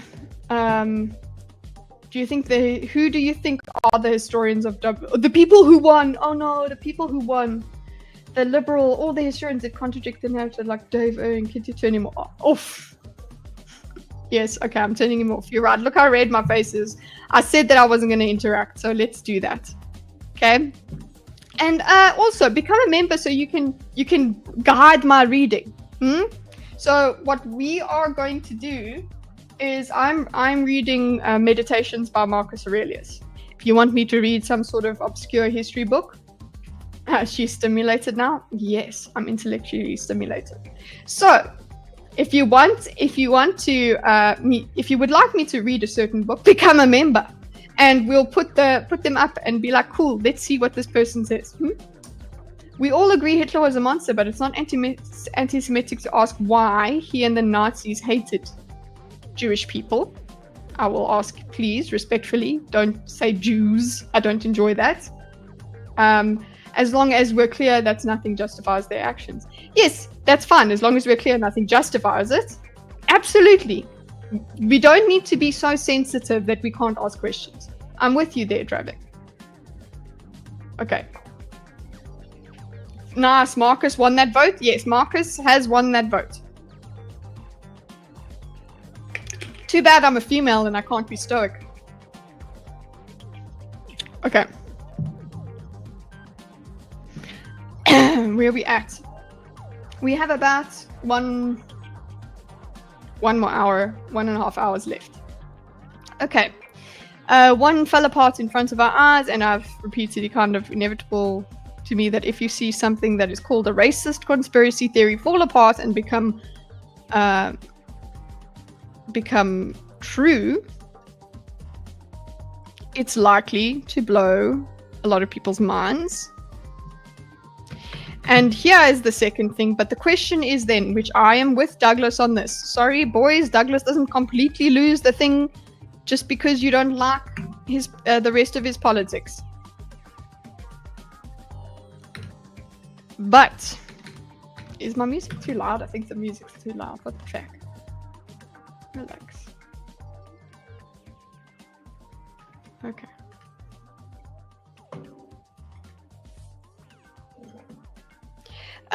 But the question is then, do you believe those minds that have been blown?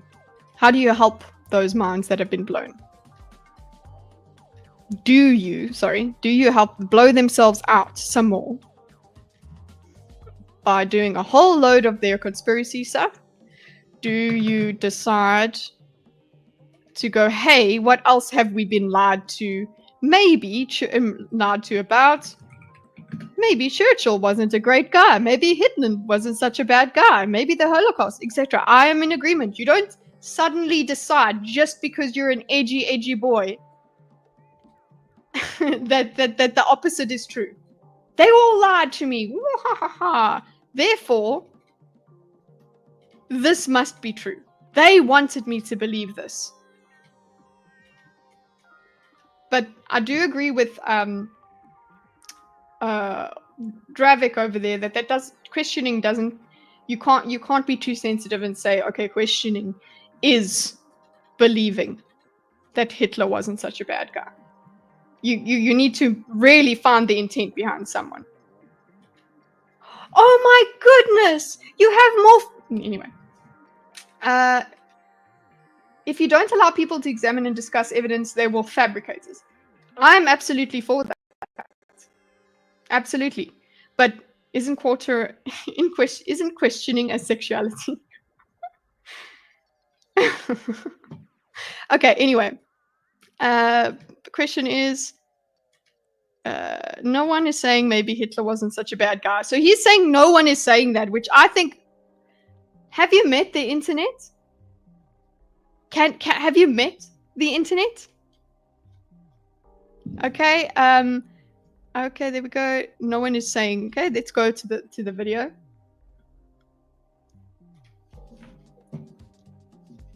Hitler wasn't such a You bad are guy. saying that. No If you're one's saying saying that. that in the You're doing- 1930s, Hitler kept the anti-Semitism down. No, listen, No. That's not what he's saying. What he was saying is that he didn't do it as publicly. He was doing it in meetings I know. because the support for that kind of thinking wasn't as ubiquitous as it was. I've seen this. Okay, so here is the sensitivity, which is very difficult to navigate, because I don't know who these people are, these people he's talking about. I don't know if they are just flirting with it, if they are being intellectually curious, or if they are just trying to cover their genuine anti-Semitism. I don't know that. And you need to figure that out. You owe that as a critical thinker. You owe that to life. To figure that out. To figure out what the person's intentions are. So he's saying, okay, no one wasn't such a bad guy. So this is I don't know, I think this is false. But then again, at the same time, Douglas is saying that these certain people, like the Ian and the this and the that, have said that. When it seems to me the only thing that they have done has been wrong, and thought that there was a period where he was trying to downplay his anti-Semitism. Let's go.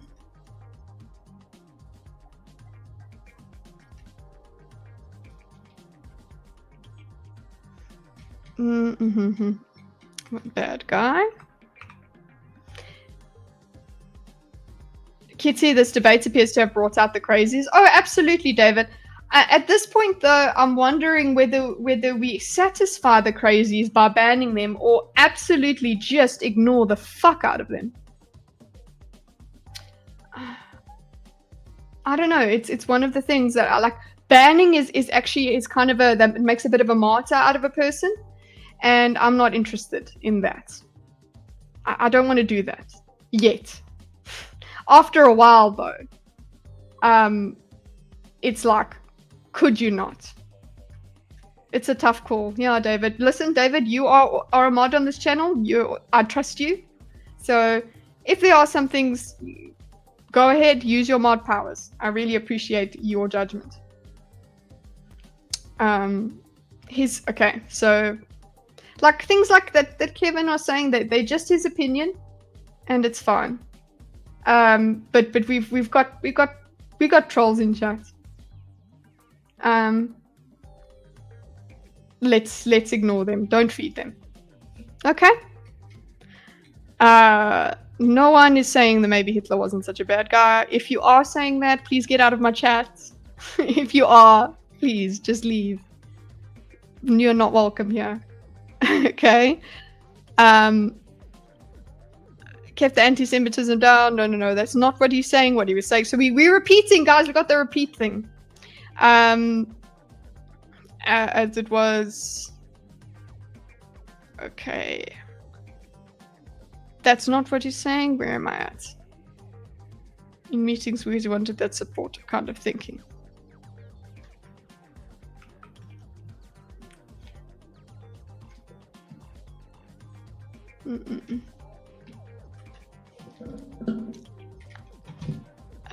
Here we are.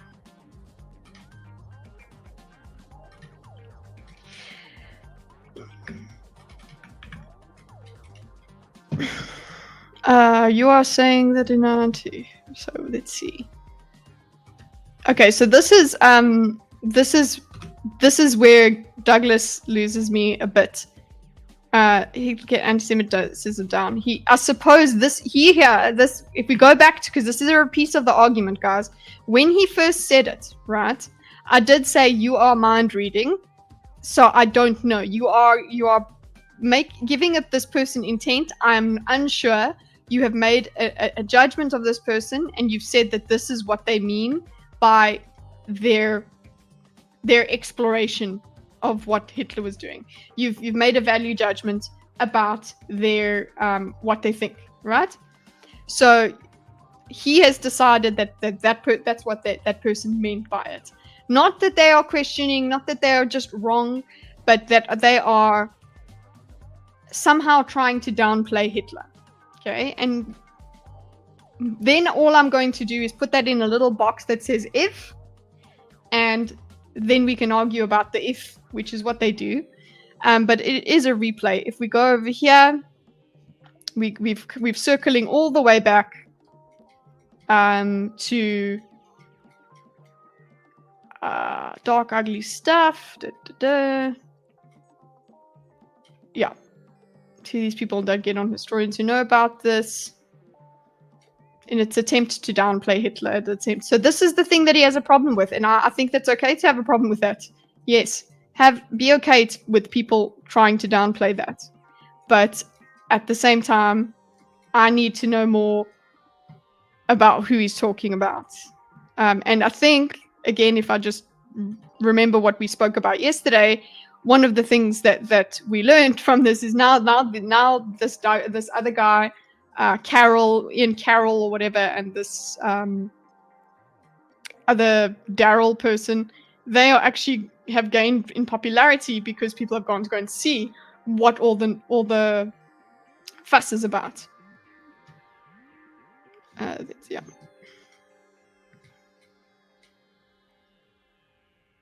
Okay.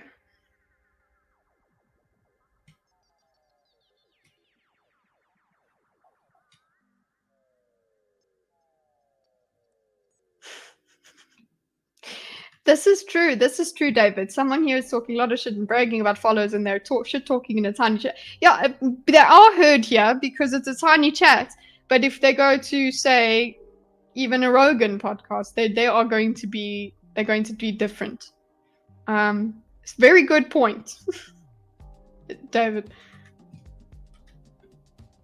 I'd also be curious as to the reason why. Exactly, Creamage. That is what Douglas is talking about. Like, why would you do that? You don't have to virtue signal.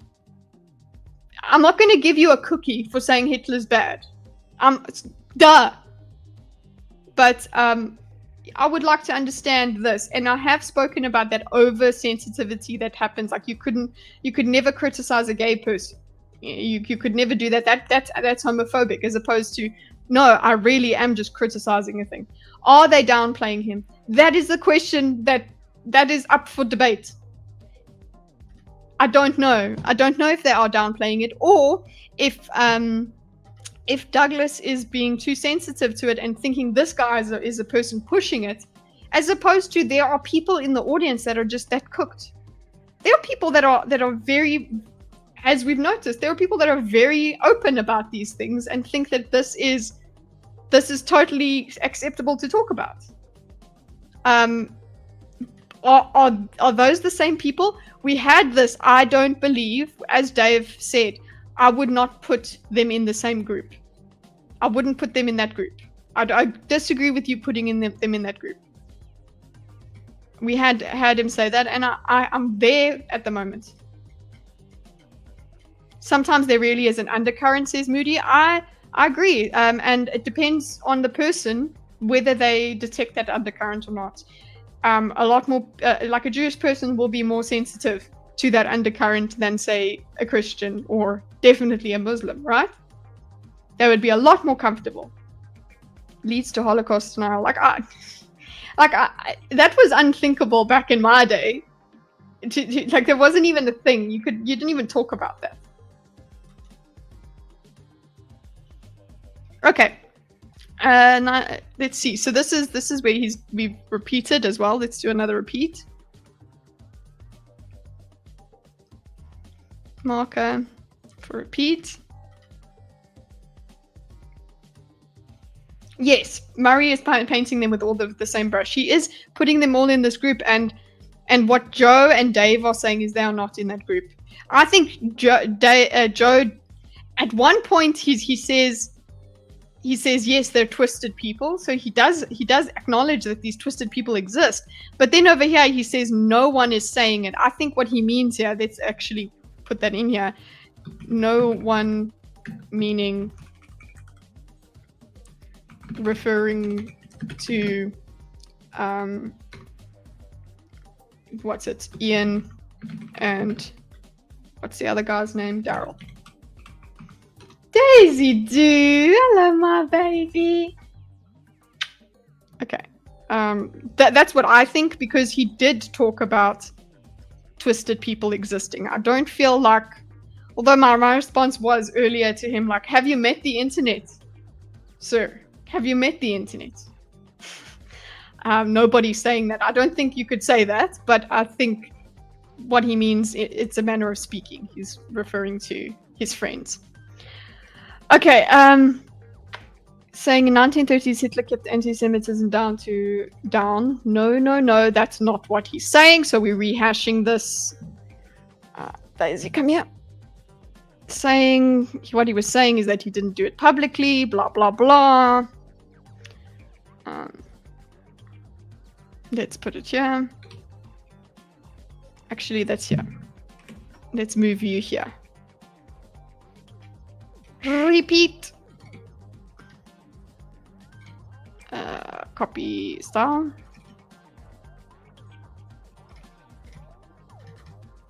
Guys, I will repeat. At some point the banning happens so that other people can stop talking to that person.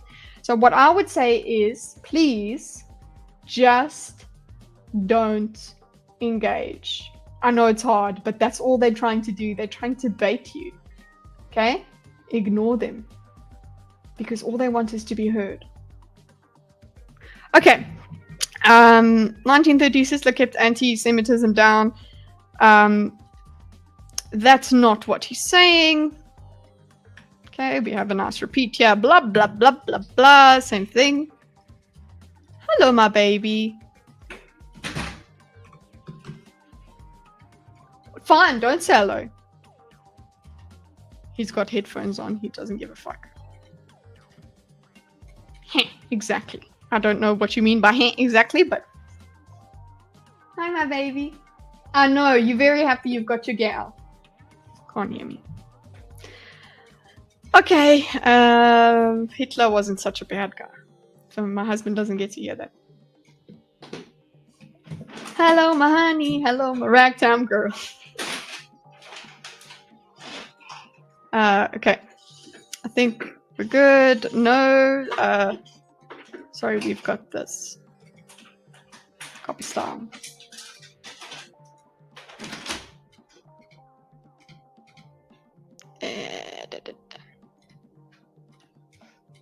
What? No, that's not the thing. I wanted this. Sorry. Copy style. How many times am I going to redo this? Okay. Laughing at the etymology fail, though. Cabbage. Josh, no, don't do that. Don't. We've decided with certain things. It's not. Yeah. Okay. Anyway. Atheist gamer, good to meet you. Turned in, I'm interested in the method of making a commentary on the debate with whatever software is being used by the streamer. This is Xmind. Xmind makes it a little bit more neat. There are several mapping software things that I've used before. Xmind is the one that I have stuck with after a while. But there is Miro, there's Trello, there's all different kinds of board things for you to look at. Xmind has an AI element, which is pretty good. Okay. Oh yes, that's another thing, Ringu. I have too many probably have too many people blocked. I don't even see drama. That's the thing, actually. You can yourself block the person. and they don't even know. They just go, and you no longer see them anymore, and that's quite satisfying. Okay. But they think that you're hearing them. Like, really, that I actually have someone who is banned from my channel. Not banned, they're not shown, but they talk as they go. They yell into the void. Yes, Davina, I've got that person, I know. Okay, that's not what he says, saying what he's saying. Actually, you know what? I think I can do something like this. Just hold on. I'm speaking about it, but it's true. I can do this.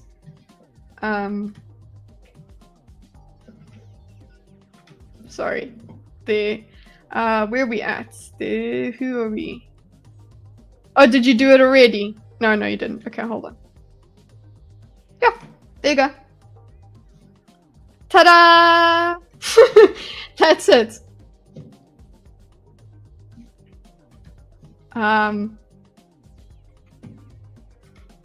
Okay, why didn't Katy Perry's capsule go to re-entry?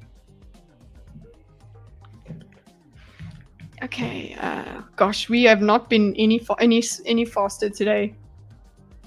I've seen this before. I know exactly what these guys are drinking.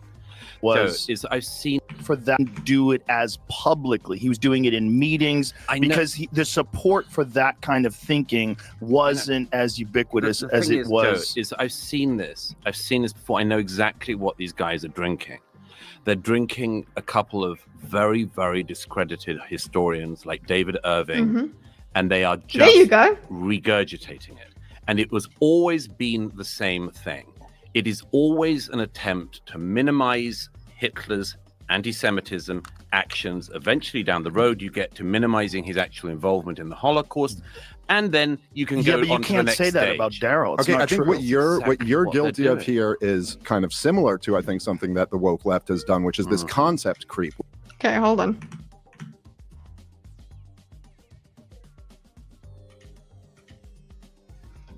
Okay.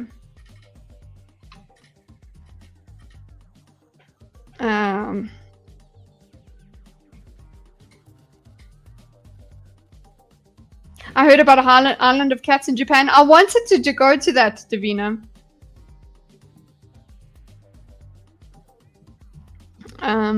Let's go. I've seen this seen before, blah blah. They drink discredited historians like David Irving, and they're just regurgitating. And it's always been the same thing. It's always been an attempt to minimize Hitler's anti-Semitism actions eventually down the road. You get minimizing his actual involvement in the Holocaust, and then you can get to say, okay, and then you can go to, okay, let's see what's happening.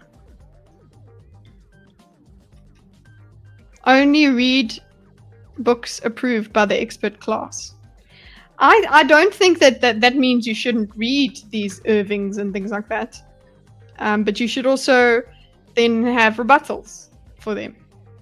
But what he is saying is they are regurgitating very discredited historians.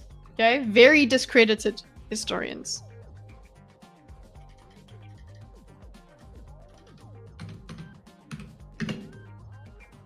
Okay, like David Irving, and they are just regurgitating it. And it was, so he's made this statement. He is putting them together.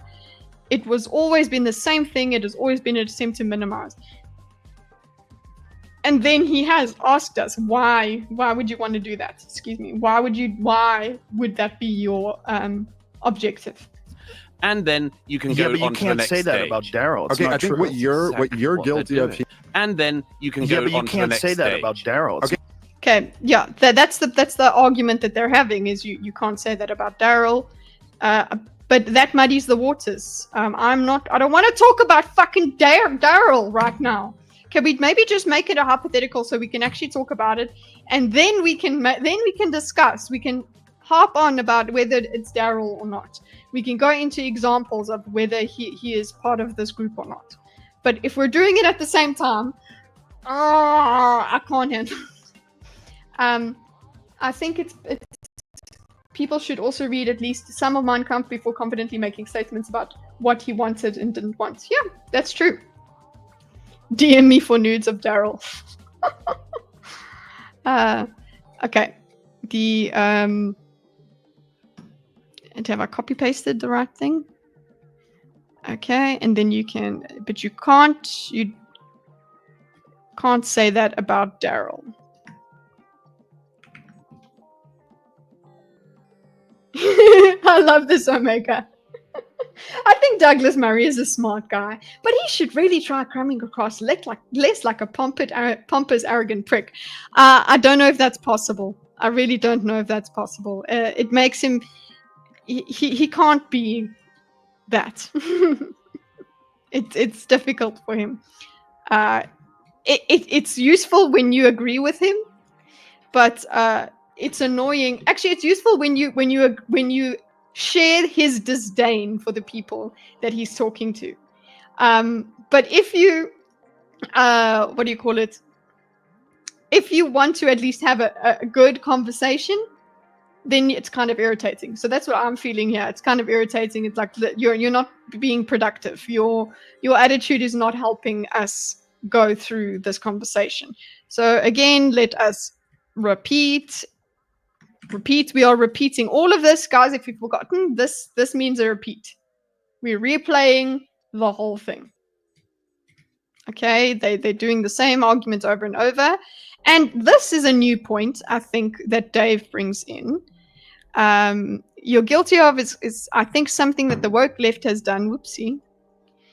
What you're guilty of here, and don't say what you're guilty of. Dave is pushing Douglas's button here because obviously he's going to feel insulted by you're guilty of. Something similar that the woke left has done with this concept creep, where you're talking about some people online who are doing this thing, and then you're lumping in other people with them. That is true. That's what I think he's on about. You can't go and say that. Sorry, you can't. Okay, I think this is in line. They're the same sort of idea.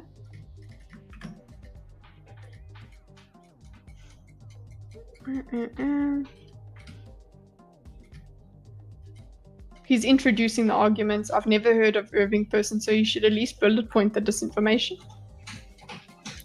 Are you talking about Douglas? He should do it? Yeah, if Douglas is so concerned, it would be interesting if he took those case studies and said, this person says this and this person says this.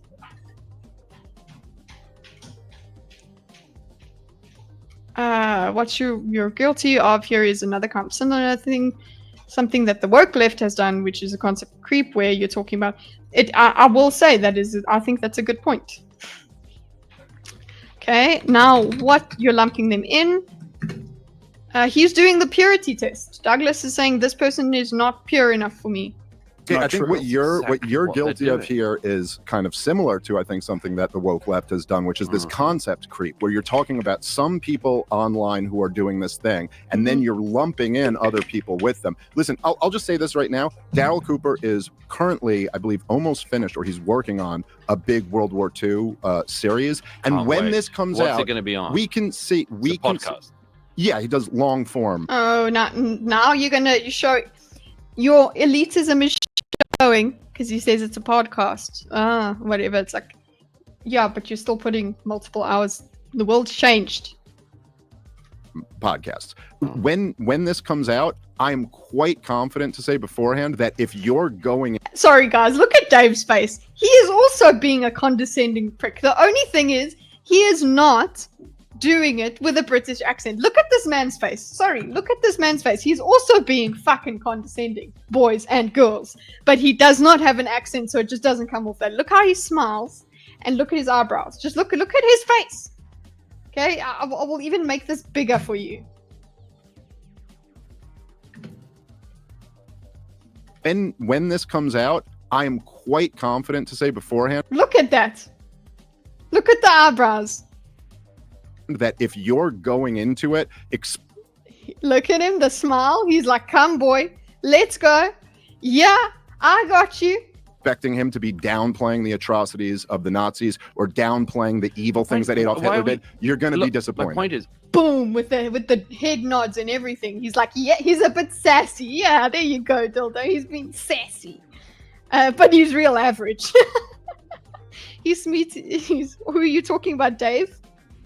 But you see that face? That is a smug face. So you guys are carrying on about it. It's just because you're sensitive to his accent, okay? I posit that it's the accent that is making you turn off so much, okay? Because he's very posh. So the poshness makes you go, shut up! And if he was a bit more like, oh, mate, about it, you would feel better. Talking about this guy you brought him, you're going to be disappointed. Yeah, Dave. Sorry, I don't know what you mean by yeah, Dave. But okay. So he goes. Wait, people with him. Did he have a response? Okay, that's one point. Next point is, by the fucking way, but this is gonna happen. Okay. And you know what? He's putting himself out on a limb here. And I would expect, let it be said, we should expect from him that if Daryl Cooper does downplay, then you will have egg on your face. Egg on your smug little face, David. And you better go, fuck, I've got egg on my face. Oi, mate, try and focus on what me folks are saying. Yes, exactly, Hydra. Man, I miss you. Okay. Also, have you found a chair by now? Okay. Is currently, I believe, almost finished, or he's working on a big World War II series. And I want to listen to it. Okay? I need to go and listen to The Rest is History on it. But sorry, guys, I'm on the Emperor's. What program am I using for this? It is Xmind, everybody. I had a referral link. I don't know if it's working. It was xmind.ai/that.kitty. I had a referral link because they did give me 6 months as somewhat of a sponsor, but now I've paid full price for it. So it's called Xmind. Go and have a look. There's AI tools and everything that they've really expanded on it lately. I've just got the Xmind Plus, not the full subscription. That you can see there's little AI tools here, things like that. So yeah. World War II series, and when this comes out, it's gonna be it's a podcast. I will say I can guess, yeah, he already criticizes it's a podcast. Going to be on, can we see it? Yeah. Okay, he asks. I'm gonna put in brackets here, Douglas, a podcast, and I will say a note here is a call out if it's a podcast. Elitism showing doesn't rate podcasts very highly as sources. But then at the same time, in the same breath, honey sweetie baby child, what he did do was say, but you have power as podcasters. Which one is it, son? I think he's just struggling with whether he can accept podcasts as valid forms of media these days, and valid forms of I don't know, journalism. Yeah, I suppose journalism is a word you could use. Analysis. This debate is a battle between posh British smugness and cocksure American brashness. I mean, look, I've left that smug face on there for a long time. Okay, ask if it's a podcast. There we go. Comes out. copy on so we can see. Yeah, he does long form content. Hey, long form content.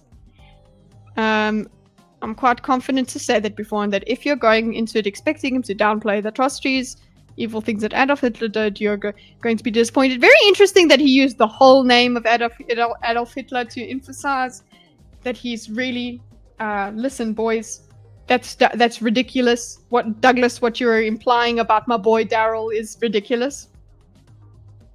But anyway, let's see. Why are we even talking about this guy? Because you brought him up. Sorry, that's quite a win.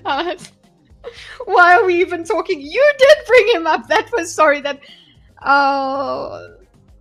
See, now this sort of clip circulates and people go, "Oh, Douglas didn't say anything good." I've inhaled my own freaking saliva because of this. Are you happy, Douglas? Okay. If it's a podcast and he goes, why are we talking about this guy? Why are we even talking about this guy? Has he maybe just not phrased his question properly? Was that just poorly worded?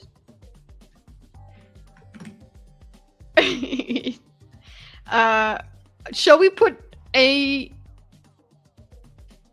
exclamation in his response, Dave's response? It's just an optical win because you brought him up. Okay. I think we can put an exclamation point. I think we could be let's just go zing. Like it means zing, it means optical win, it means clippable moment. That then adds to how people perceive the whole debate. If you get one little win in like that, everybody's going to go, okay, so Douglas got bodied. It's like, you get bodied once and you're fucked. Okay, so there. Optical win. Clippable moment.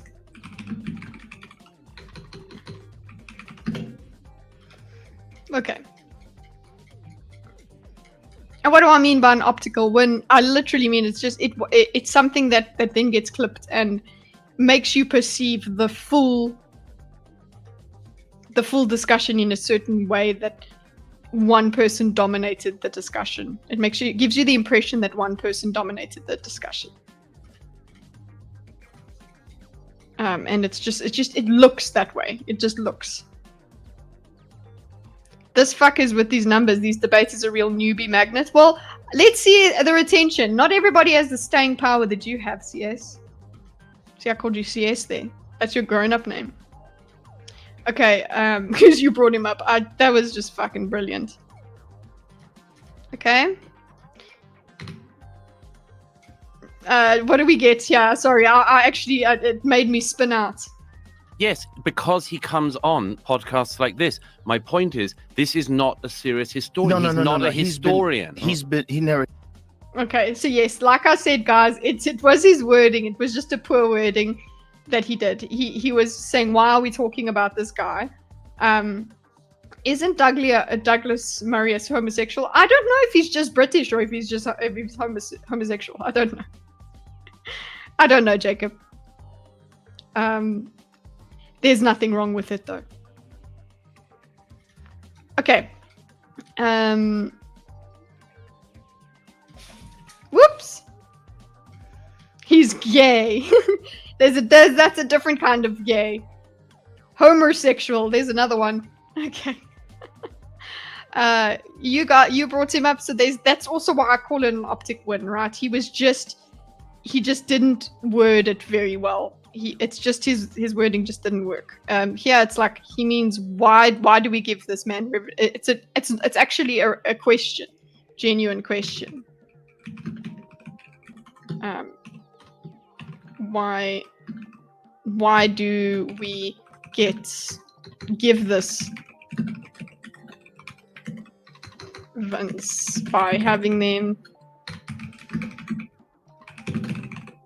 Okay, that is what he's trying to talk about. Not that there's anything wrong with that. I'm glad you get the reference. Actually, God, I want to just watch Seinfeld again. I could just put it on in the background for the rest of my life. Okay. Douglas isn't Milo gay, but he's pretty gay. Okay. Why are we talking about this guy? Yeah, you brought him up, but his point is, my point is because he comes on podcasts like this, my point is he's not a serious historian. We shouldn't be talking about him. You shouldn't be talking about him, essentially. Comes on podcasts like this. My point is, he's not a serious historian. Okay, what is a serious historian? Can we engage with this idea? What is a hysterious? Let us talk about expertise. Let's get into this. One of the juiciest things about this discussion so far, because I have not gotten into the freaking weeds with it. But one of the most interesting parts is, yes, let's talk about experts and being an academic and like certifications and being what is a serious historian and what credence do we give to somebody who is just interested in something and has spent a shitload of time on this stuff? Because the only difference then would be that one is certified and one isn't. One is a semi-pro and one is a pro. We need to talk about this. Are you a religious person? Religious in terms of rituals and things like that? No. But belief-wise, I'm a Christian. So it depends on your definition of religion, whether I am or not. Compared to Catholics and, Buddhists and Islamists, I am not religious. Compared to them, no. But God is a big part of my life, yes. So you could say that. I think these days, if somebody says, are you religious, it probably means, do you believe in God? So, yes. I can neither confirm nor deny. All I support is peace. So there's that. I don't want anyone fighting anybody.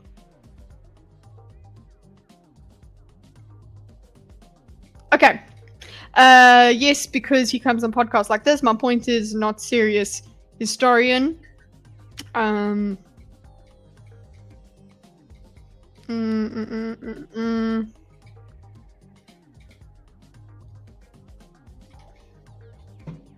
Here we go.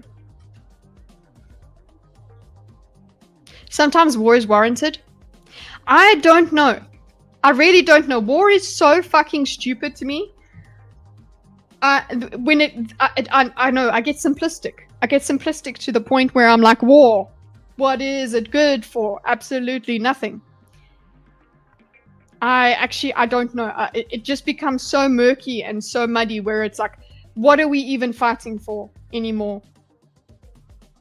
It happens with humans ourselves, just interpersonally, where we're arguing about something, and the thing that started it, we lose sight of it, or we conflate it and whatever, and it just becomes, actually it's bad in and of itself. It doesn't matter who started it.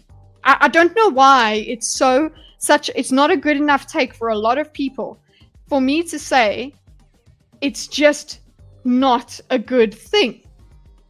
Why is that not good enough for you? Why is it not good enough? And I'm not saying you personally. I'm saying, why is it not good enough for a person to say, could we not? Why is that not good enough? Tell me. Why do I need to take a side? Can I not take the side of peace? Is that a cop-out? Just tell me. Okay, he comes on a podcast. His point is there's not a serious historian. And yeah, if you think that that's a basic bitch take, it's just my take. Isn't that lovely? You don't have to believe what I believe. Isn't that cute? Isn't that great? And you know what you can do? You can even like bask in how stupid you think I am. You can rub yourself all in it like it's catnip. And I can do nothing about it. Okay. There we go. It never claims to be. He's been doing these long form podcasts on these subjects for over a decade. And if you go back to 2015 and listen to Fear and Loathing in the New Jerusalem. Oh, peace isn't real. It's a delusion of privileged people for a few years. It's an ideal. It's something that I would like. Something that I would strive for. Yeah, it's an ideal. It's impractical. It's not something that actually could exist. But that doesn't see, I'm faithful that way. I'm sorry. Not really though. I'm not sorry. But yes, I will live in my privilege of idealism, and yeah, because he becomes podcasts like this. My point is not serious historian. Kitty has imaginary debate bro opponents. I'm having all those debates in my head, and one day somebody will say something that I haven't said to myself, and I will be very interested in it. I don't believe you have any power, so I don't care if you have that opinion. There you go. That is good, Jacob. There you go. It doesn't matter that I have that opinion. And there we go. We have that luxury. What? The luxury of wanting peace. Yeah, we do. If we can't exist, then what are we aiming for? We're aiming to get as close to it as we possibly fucking can. You need ideals to strive for. No square is ever perfect. You can only approach perfection, but the ideals are good as a guide. Again, we're going through the whole throwing our baby out with the bathwater analogy. Okay. Oh, okay. Why don't we all just kill ourselves then? Why don't we all just do that?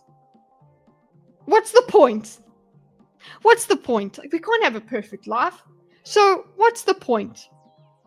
That's essentially what we're saying. We're saying, oh well, it's unattainable. So you know what? It's unattainable. It's unattainable. So that's not we can't have hope. Okay, I need to take a sip of water.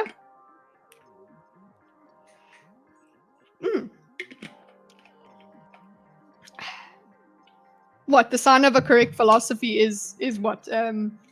Committing suicide. Very Japanese. Very Asian based.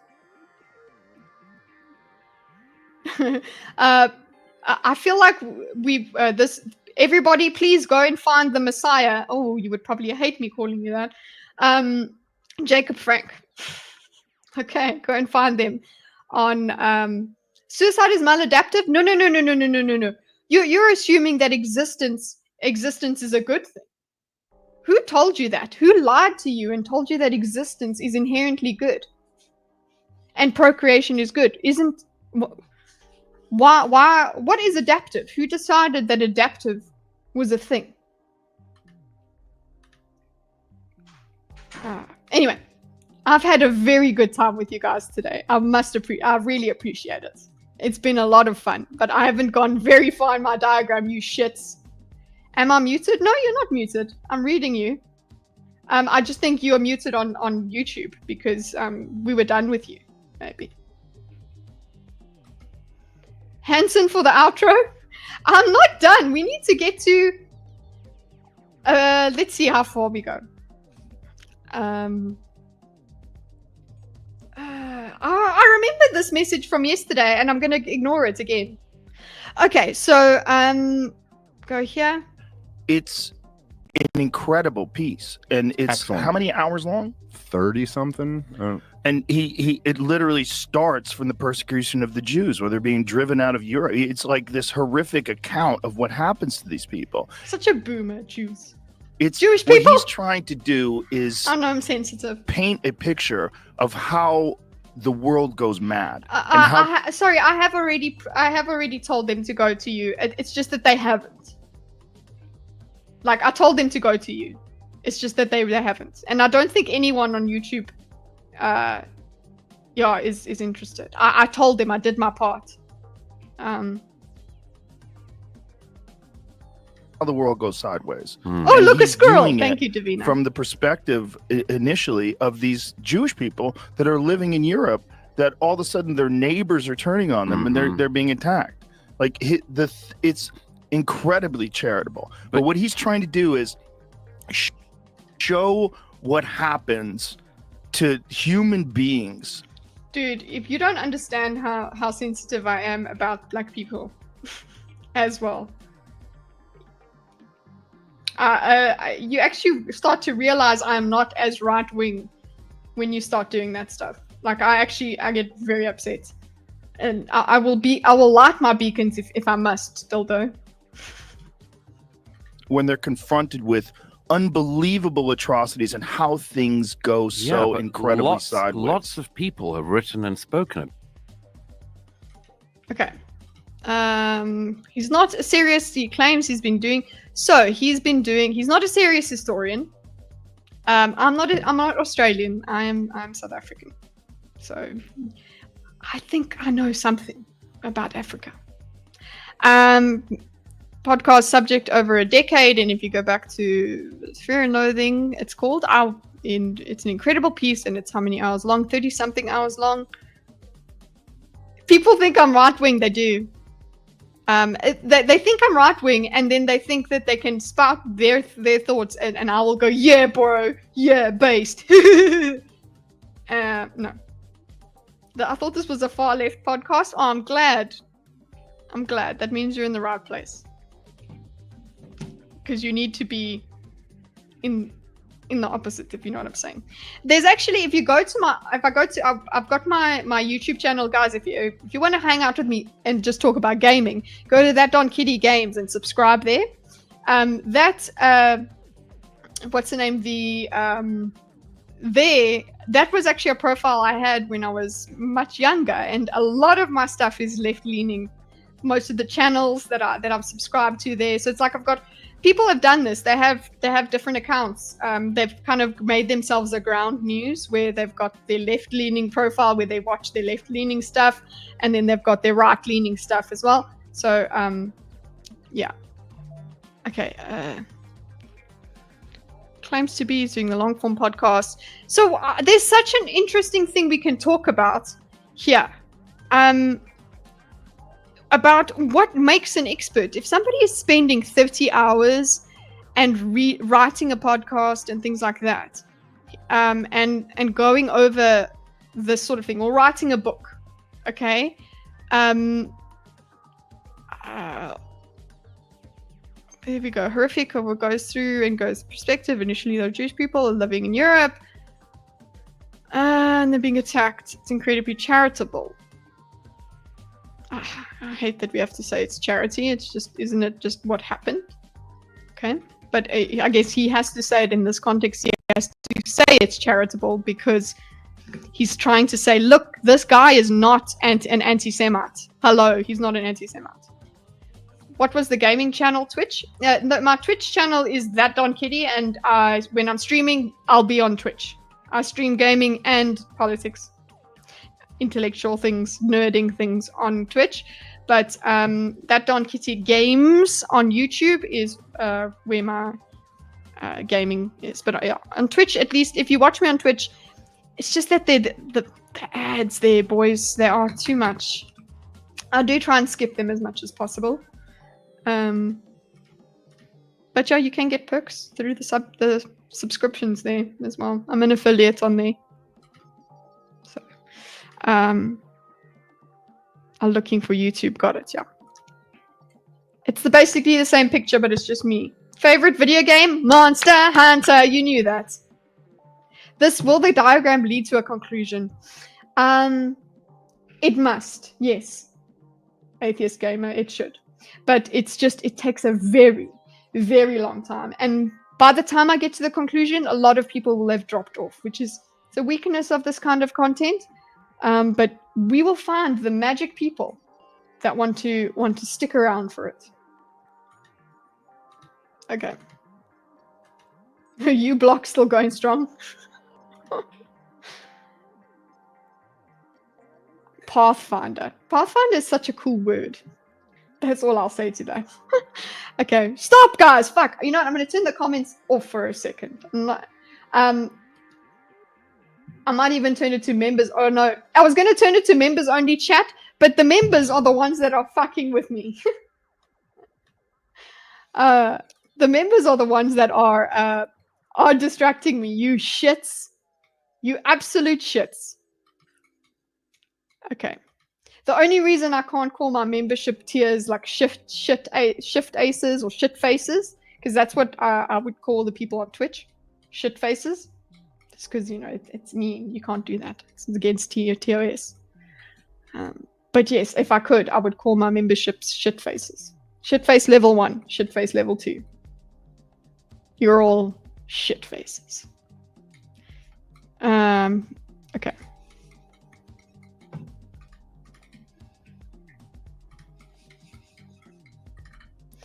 Paste style. Let's see if I'm going to do until 28 minutes and I won't look at chat for that long. Okay. Doing these long form podcasts on these subjects for over a decade. And if you go back to 2015, listen to Fear and Loathing. Okay. For over a decade. Then this is extra. Fear and Loathing from 2015. Create up a piece. 30 hours long. Summarize. I think, yeah, Atheist Gamer, I mean, I guess an AI could do a lot of this grunt work of summarizing. Pretty easy. But these sort of things of commentary as we make the diagram, I can't let go of that.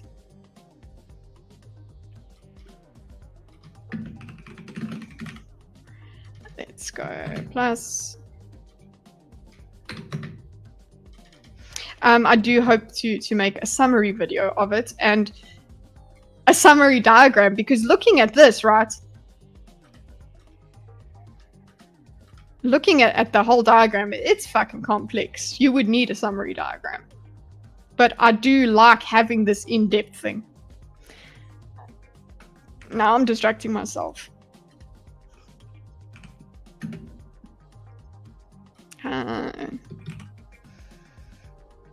Driven out of Europe. Horrific accounts.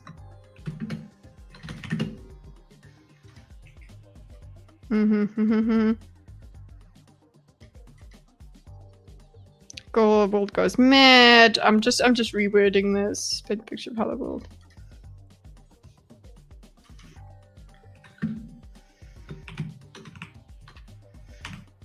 Are you guys going to go and listen to this podcast Joe mentions? Because it seems like people are going to do that.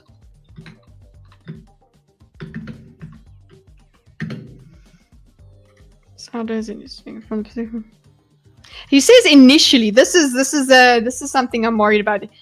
From the perspective initially of these Jewish people that are living in Europe, that all of a sudden their neighbors are turning on them, and they're being attacked. Like, it's incredibly charitable. So I'm like, okay, what about initially? Like, does he then go anti-Semitic? So I guess color me intrigued. It will be interesting to see if Joe has. We've got to fact check Joe. Okay. Then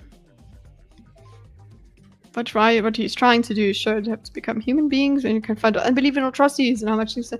Okay.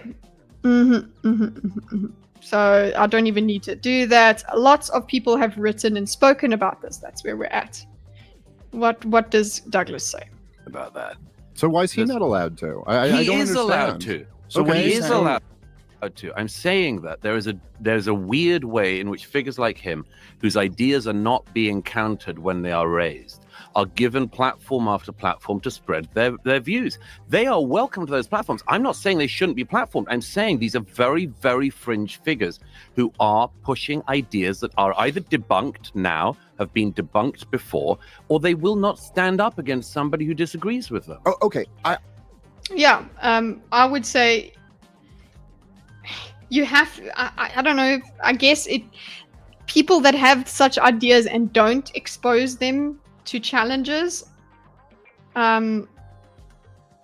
They are trying to get a certain message across, aren't they? And they can get it across, and we're fucked. So the only thing that you can do is hope that you reach people and make them critical of what they consume. He's concerned about the audiences, and I'm very happy to hear that he doesn't want to take away those people's platforms at all. Those platforms should be used. Like do response videos and things like that. Get into those kind of wars, idea wars, info wars even. So I don't understand why is he allowed? Why is he not allowed? Lots of people have written and spoken about that. I would.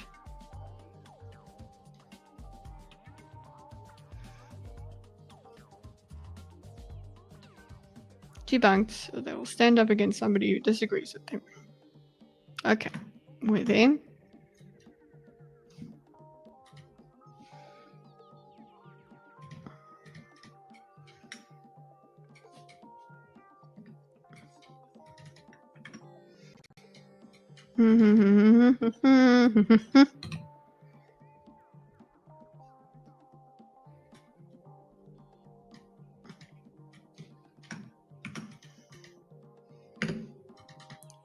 So why it's related? So why is he not allowed to do it? It does come off as if Douglas is saying he's not allowed to, but Douglas now clarifies that no, he is allowed to. But we could get into it. Tell us what is your suggestion? Sorry, what is your suggestion? What do you suggest? I think it's actually Dave who asks, why isn't he allowed to do it? I think it's Dave. Why is he not allowed to do it? He is allowed.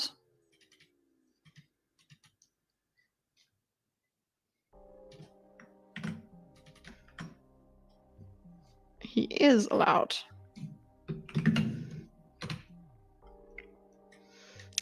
I'm saying that there is a weird way in which figures like him, whose ideas are not being counted, when they are raised, are given platform after platform to spread their views. They are welcome to their platform. I don't know, it seems like you're saying they're not welcome to their platform. I'm not saying they shouldn't be platformed. I'm saying there are very, very fringe figures.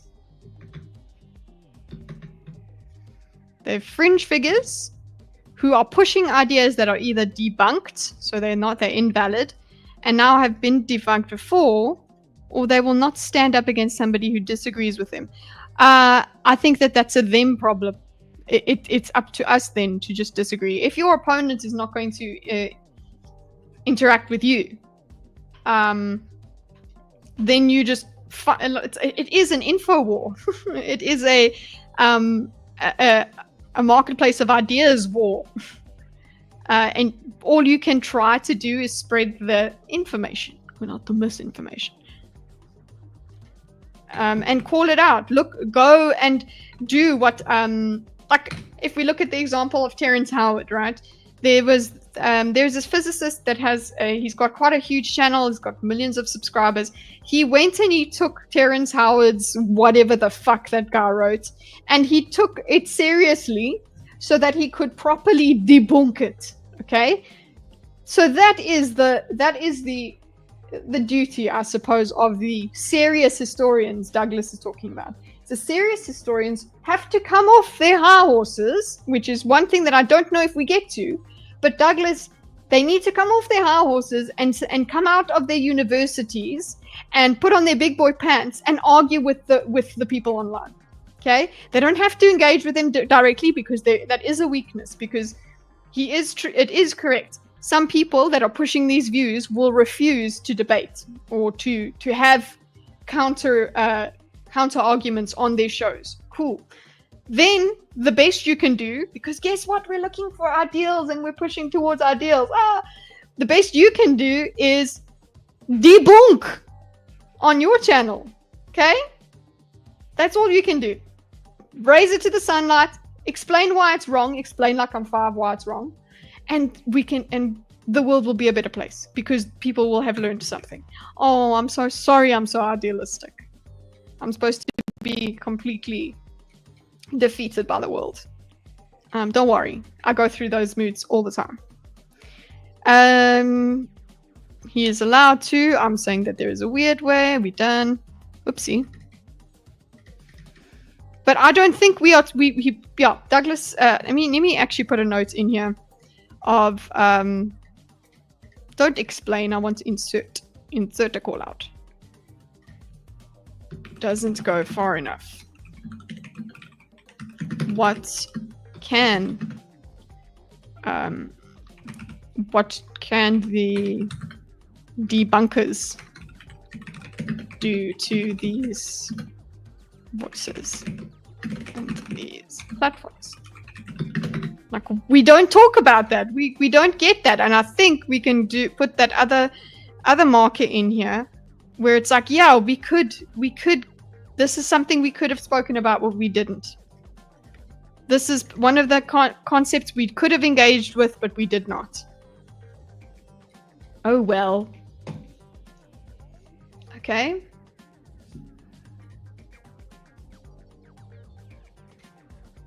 I would just say maybe this is the disconnect here. When you say there's like not pushback, Daryl's one line on Tucker Carlson, this one line where he himself said he was being hyperbolic and kind of says this to prod at his buddy, got more pushback than any one line I've ever heard on a podcast. There were numerous articles written by historians, numerous shows that covered it. People went through, there were Twitter threads about it. So I don't exactly get your point. Like, there was lots of pushback. If you're saying he should go and debate somebody who's giving him pushback on that, okay, maybe. I also think it's reasonable for him to say, I don't really do debates. Yeah, I think.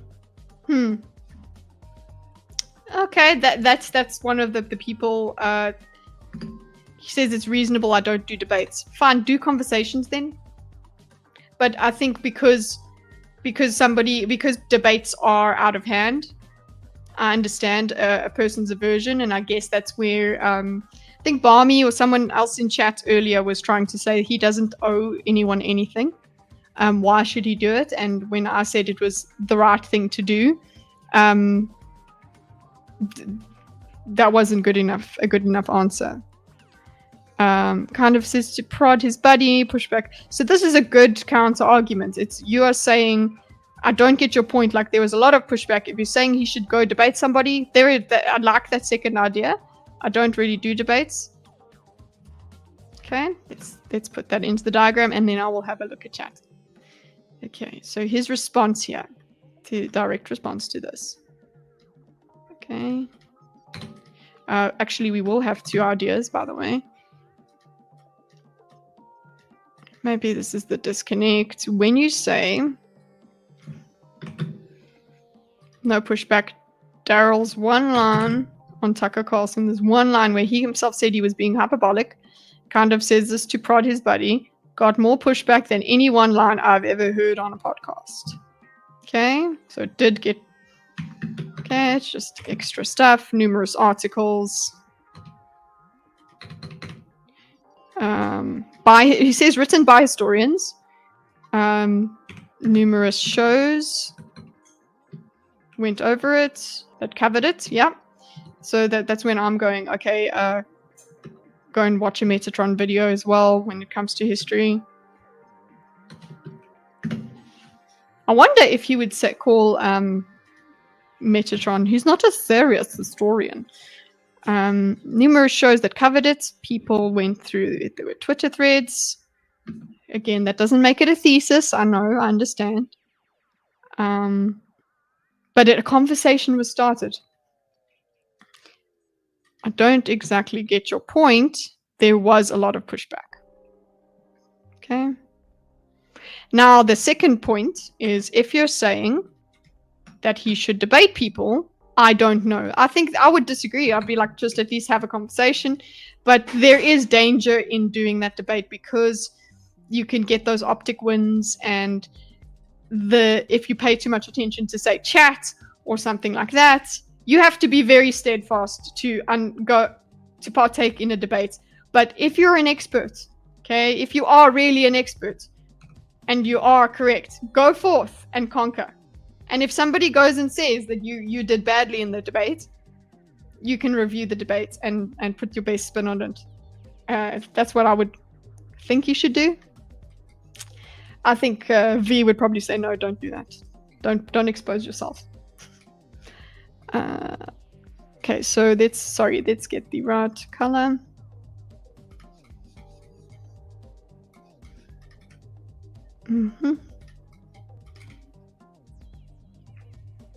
I'm just glad we got through one ad break today. Because yesterday I was like, geez, bruh, we don't have ad breaks. We didn't even go through an ad break. Okay.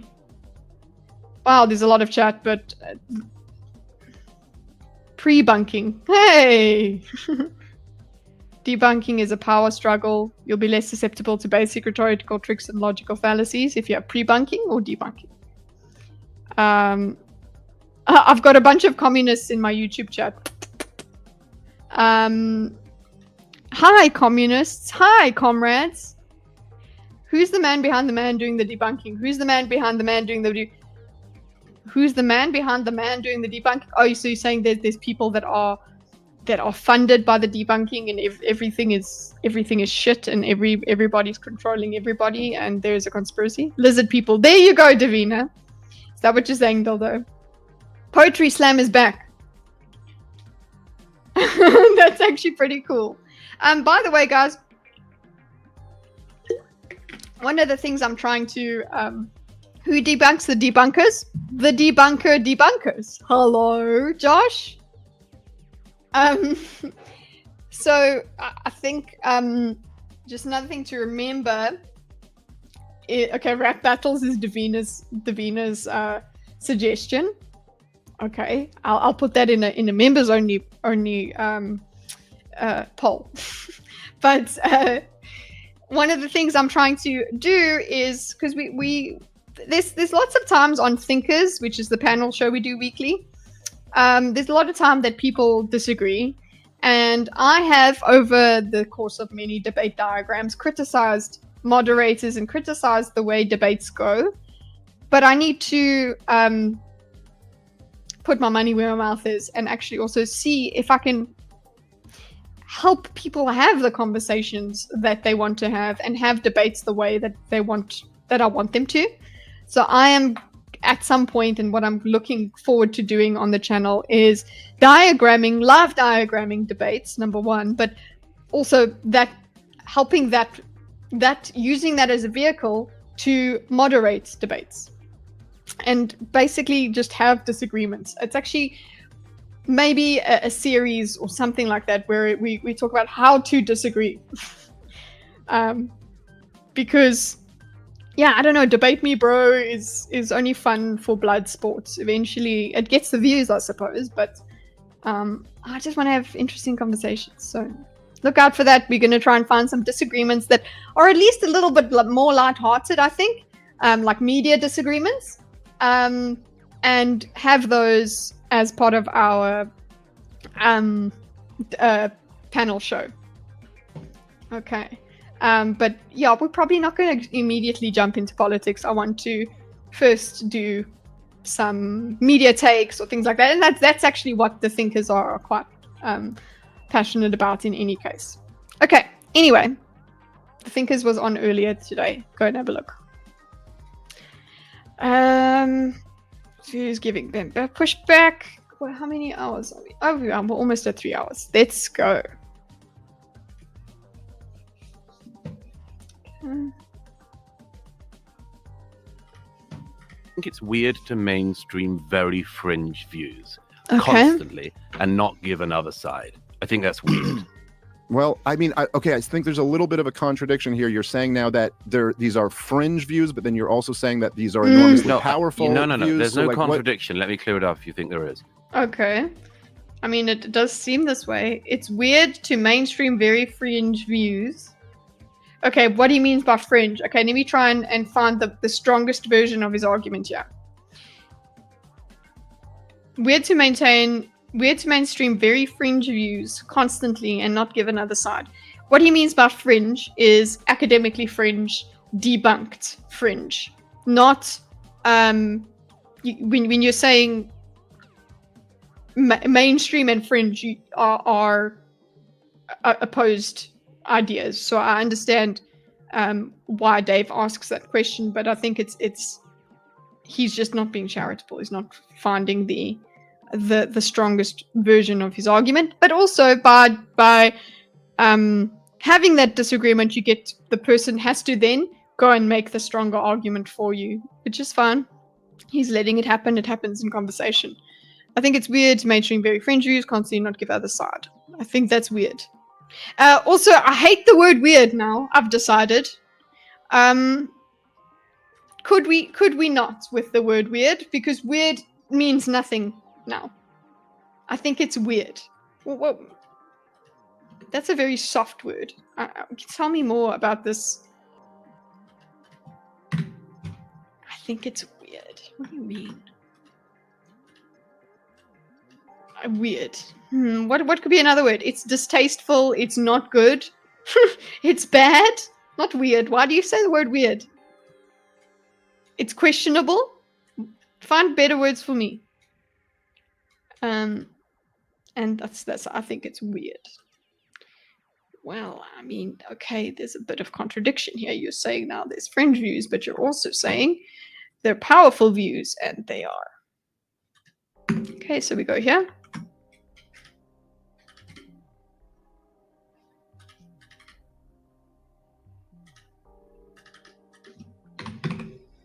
Oh, I've got my caps lock on. Okay.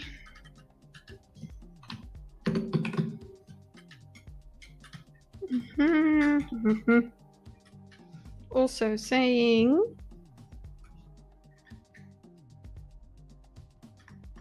enormously powerful.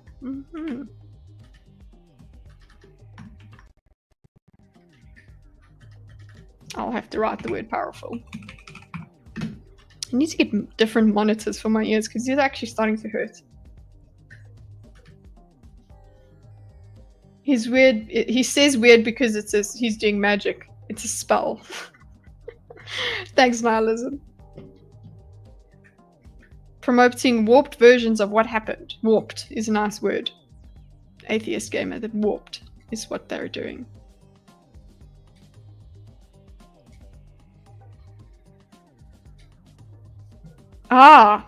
Agent Smith. I think Joe just puts everything out there and leaves it to the individual / public to make up their own minds. People appreciate the lack of a filter, unlike corporate media. That's true, but I think he's allowed to have his own opinions. He can't. I think he can be agreeable in his disagreement. So he could have people on and platform these people and say, like Terrence Howard just is. I keep going back to that as an example because it was just patently crazy, and yes, some people believed him and some people thought he was a genius and other people were laughing at him, right? But the truth is most people don't have that knowledge of physics anyway. I don't want him to encourage these things, so if he disagrees, he needs to at least say that. He must not. I don't want him to just go, haha, okay, and continue. It's not. I'm not exactly saying silence is violence. I'm saying you can let people decide for themselves without you bringing your opinion in. He doesn't even have to bring his whole opinion in. He could be like, oh, people would say that there are people, and I think he does that. Joe does go, people say that's wrong, and he kind of plays that game for the person. He makes them feel comfortable so that he doesn't have to fight the fight for this person because he's not an expert. But he is exposing such things to sunlight. He is. It's just maybe he needs to try a little bit harder to encourage critical thinking. At least, I don't know, that's my elitist. Freudian slip. That's my optimistic thing. Idealist thing. Suggestion. There's a little bit of a contradiction or enormously powerful. All hail the experts, but who says who the expert is? I'm an expert on identifying experts, and I decided that Daisy is an expert. Became mainstream, right? Okay, so that's yeah. I've gotten that. I think there are very fringe views that have become mainstreamed on the right. But then aren't they not fringe by definition? Sure. See, it's time that I'm just like, could we not Play an epistemological game. No, I'm just... Yeah. Yes, and look at you. Look at you, Douglas. We use the word epistemological. Woo! Shiver me timbers. I did like Fringe. I need to rewatch that. I remember liking the first few episodes. Okay. I do remember this it's making epistemological. But yes, it is annoying that we have to do this. Instead, what Dave could have done is looked at his opponent, found their strongest argument, instead of attacked the straw man of it. Shiver me timbers. I don't know. I'm just okay. So no, there's no contradiction. Let me clear it up. If you think there is, I think there is a very fringe views that have become mainstreamed on the right. But then aren't they not fringe? By definition? Yeah, bro. Then they're not fringe by definition. I agree. But he's saying they're fringe in terms of they're debunked.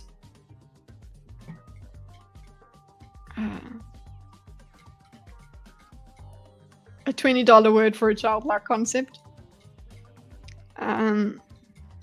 Mainstreamed on the right. Okay. And then his response, pa, pa, pa, pa, pa. Isn't that an optical win? No. Then aren't they not fringe by definition? I think what Douglas's smugness, whew, that's a tongue twister. Douglas's smugness does him a disservice here. Because he goes, sure, we can play an epistemological game. He says that, but it would be better if he just actually interacted with it and explained what he means by this. Sure, you can play an epistemological game. No, just fucking answer, okay? You're not helping. You're not helping by being this smug. Sure, you can play an epistemological game. I will note this. Smugness gets in the way. Just fucking answer it. Be patient, honey, sweetie baby. Be patient. Smugness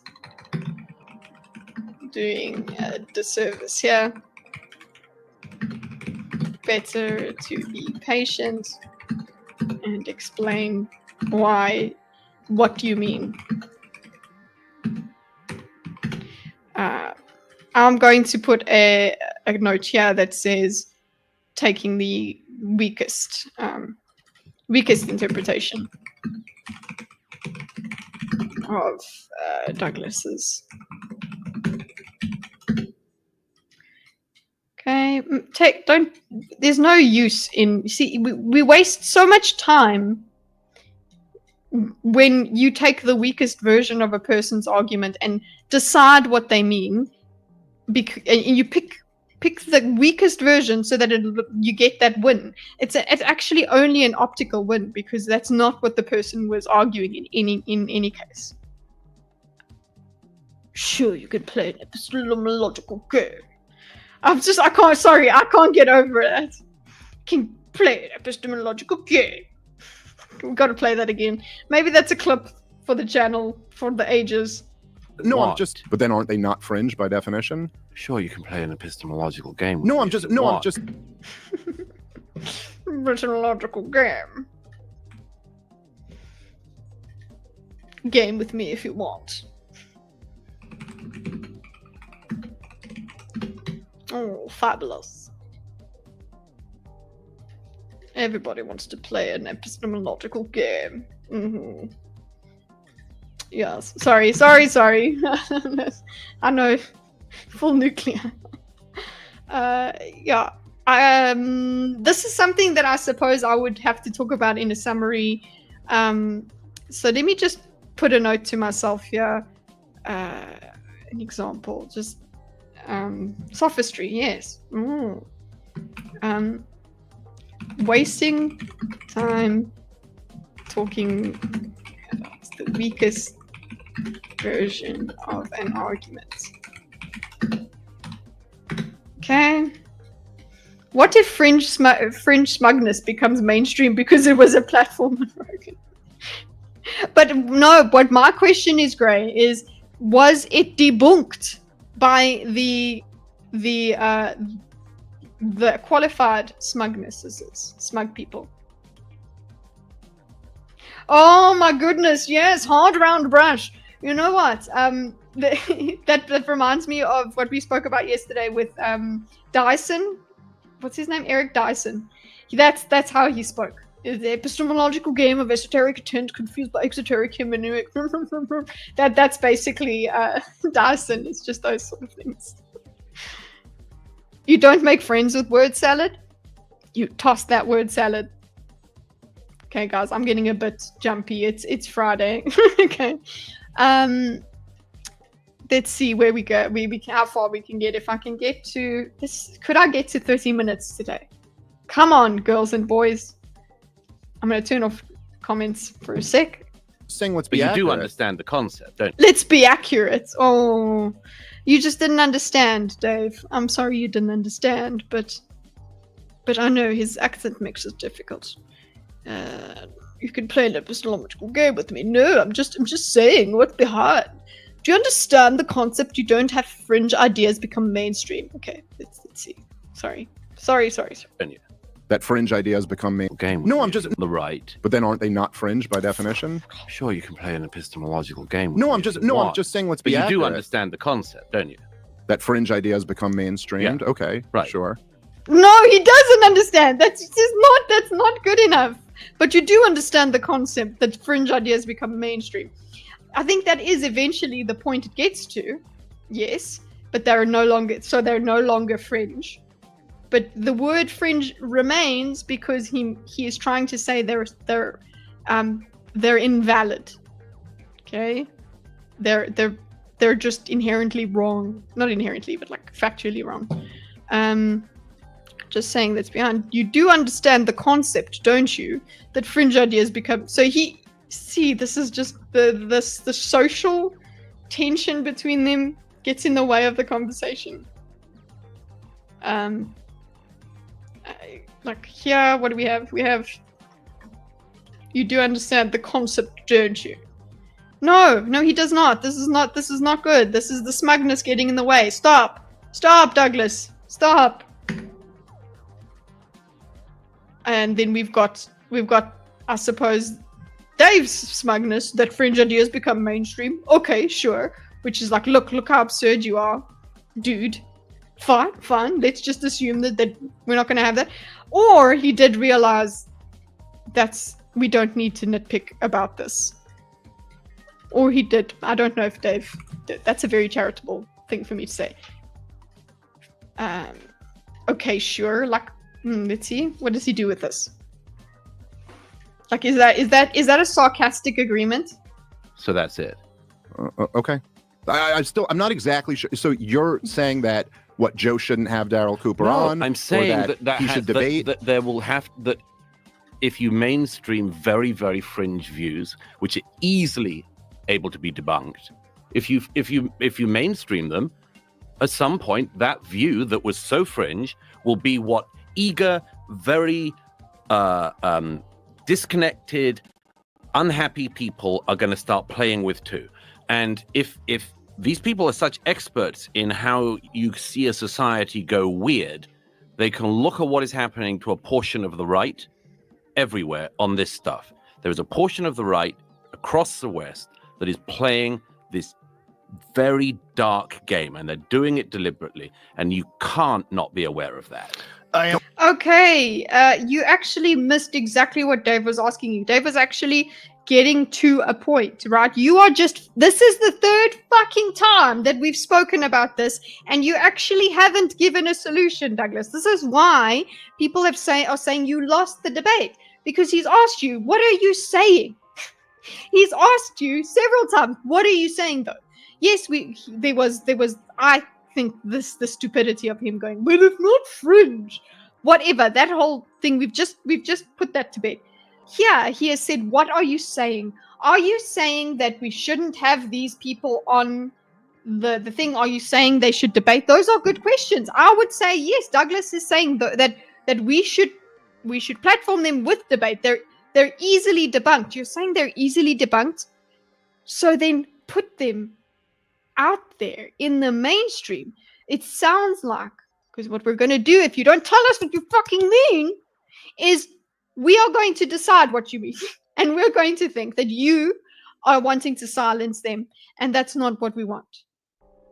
So you could have taken that opportunity. You could have taken that opportunity when Dave said, what are you saying? And you could have said, you know what, I think you should have Ian whatever on, and he should debate so-and-so who's an accurate, serious historian. Have that. Say that. Give us something. Don't just... Okay, I think I need to stop, guys.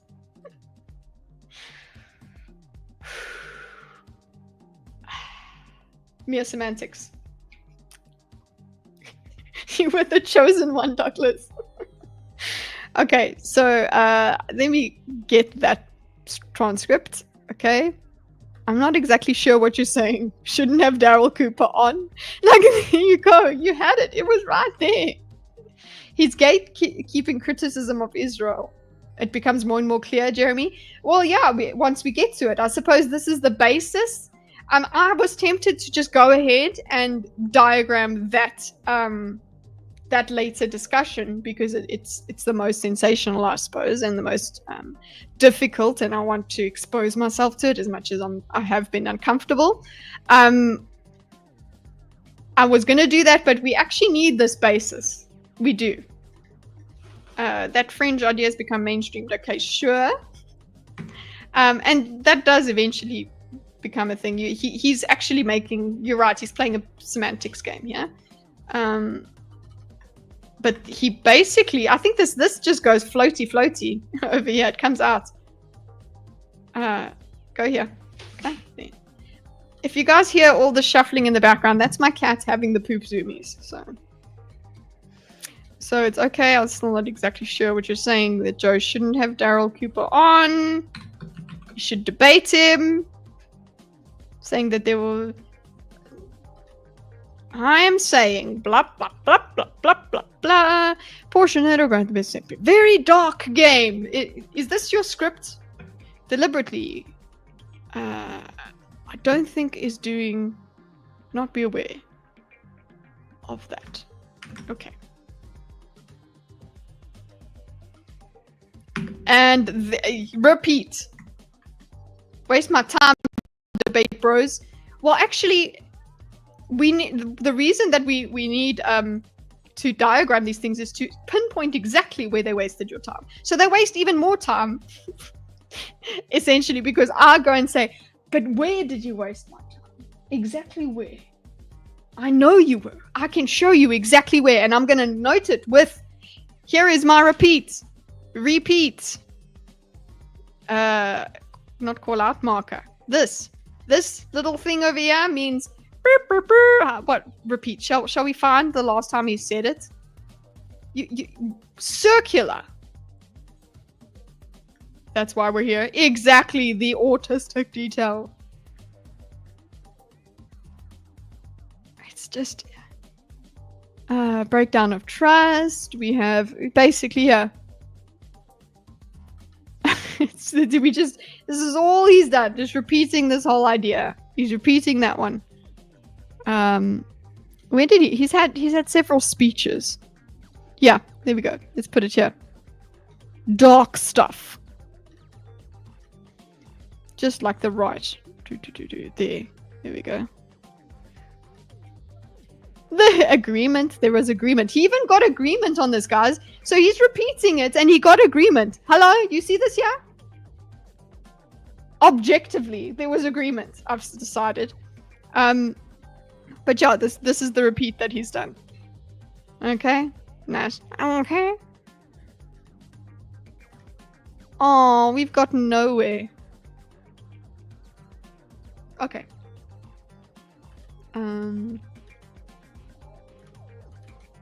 We still haven't exited this idea, guys. We are still on this main idea over here. This circle over here. We're still there.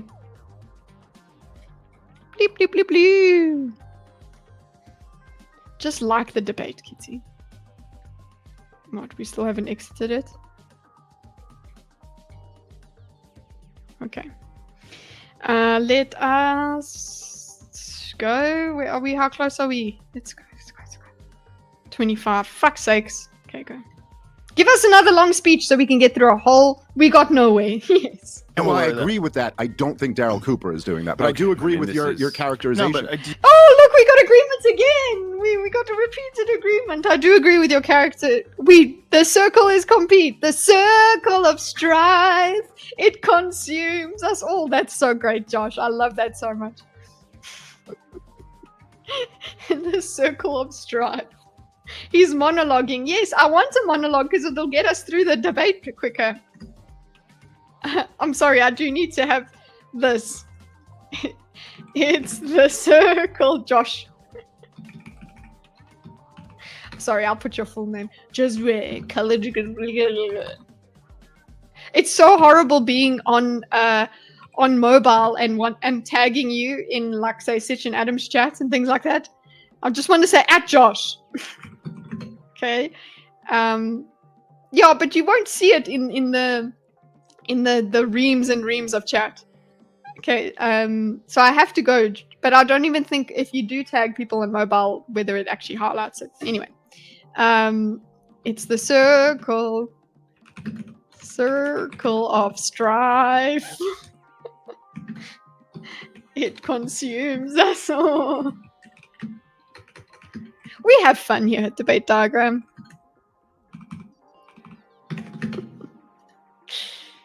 I was thinking about making a new account anyway. Oh, really? Why? What, just so that it's easier to tag?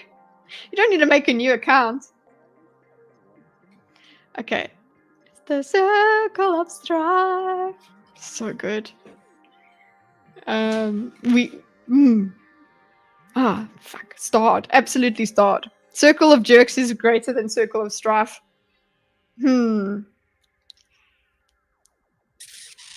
Depends on which day of the week it is. If it's the circle of jerks day, then yes. But if it's Friday and we're diagramming and we're nerding out hard, circle of strife is where it's at. He agrees, boys and girls. I agree. And again, he agrees. I agree with that. I don't think Daryl Cooper is doing that, but I do agree with your characterization. We made it back. And I don't need to be upset with him for repeating his agreement. Bro repeated his whole monologue over here. So okay, we had to repeat this argument. Cool. Thank you. Sweet. We can literally, it's all connected. It's fine. Got to run late, so we'll catch the rest of the replay. Good stream. Thanks, Hard Round Brush. I'm probably going to be wrapping up in the next few minutes anyway, so you won't have much to catch up on. But I really appreciate your presence. Hope to see you next week. I don't speak Canadian. I do. I can say sorry. What must I debate Zax about? I want Zax to debate somebody else, and then I'll just moderate. We're going to go through my moderation asks. Do you play Hunt Showdown? No, I do not. I basically play Monster Hunter or nothing. which has kind of been my life. Although I do sometimes play PUBG with my husband and friends, but that's about it. Churchill statements is basis of this and other guys. Okay, let's just go. COG versus serious debates. Oh, okay, we could do that. I think it's a pretty important distinction there. You're just taking this one statement, and then this where he's trying to joke around with his buddy. This Churchill statement, and this is the basis. He and these other guys are all doing the anti-Churchill stuff now. But he's not doing an anti-Churchill stuff. I'm tired of it. He and the other But Churchill people was in the orbit. Churchill was the author of this whole Operation Unthinkable, right? Where they wanted to use the Nazis to invade Russia. Okay, now at least we have something extra. So we have him now. I.e. Kitty debates 13-year-old. Actually, I just try and tell them to keep quiet. Okay, you're taking this one statement. You're taking this one statement, and that is trying to joke with his buddy, the Churchill statement. Of this, so we were back. We're back to arguing about Cooper.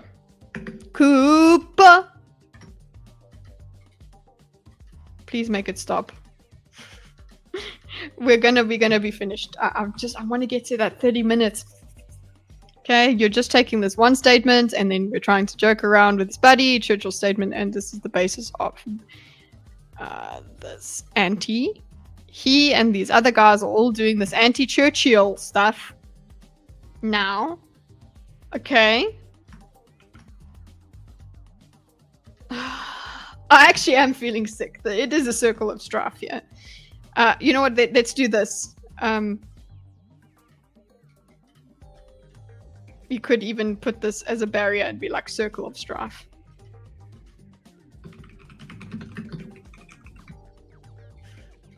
There we go.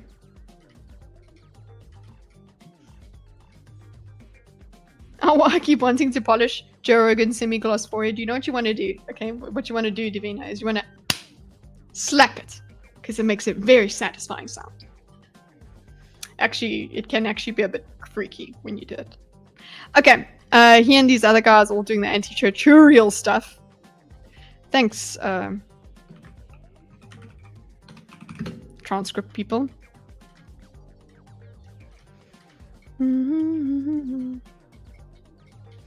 Circle of strife, and it rules. It hurts us all.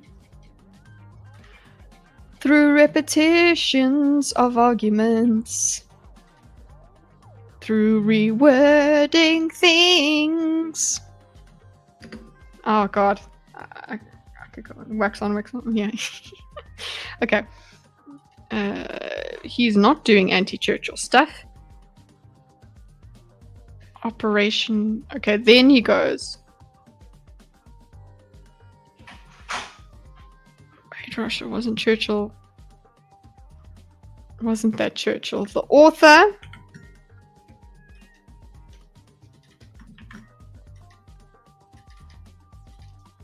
Okay, he's not doing the anti-Churchill. What he is doing is he's talking about the facts. I think what we get to here is he goes, well, they question Churchill's actions, and that's not them being anti-Churchill. But then what Douglas does is he goes, no, they're ignoring all of the good that Churchill did. They're downplaying him. So that's a subjective interpretation.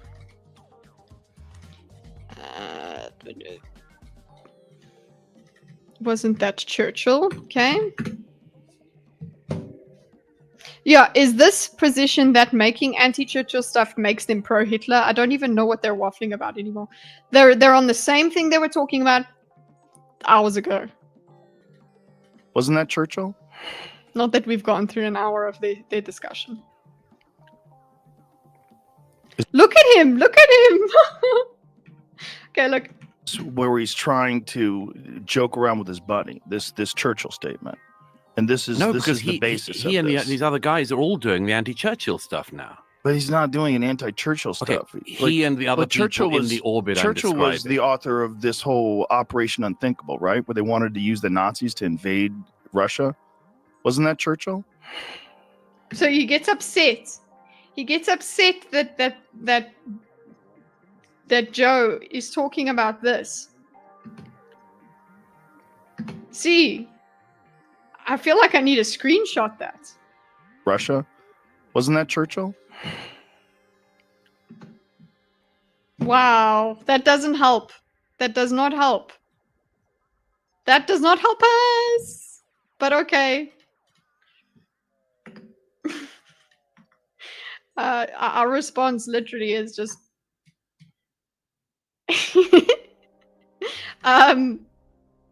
disbelief. Moderator brings up Operation Unthinkable. Murray counters with a sigh. Disbelief. Like, no, you need to interact with it. This is your moment, Douglas. You have to correct us. You are more knowledgeable, no? But he is already deciding that this over here is anti-Churchill. So I would say, before we get into it, what I'm going to say is this look tells me, okay?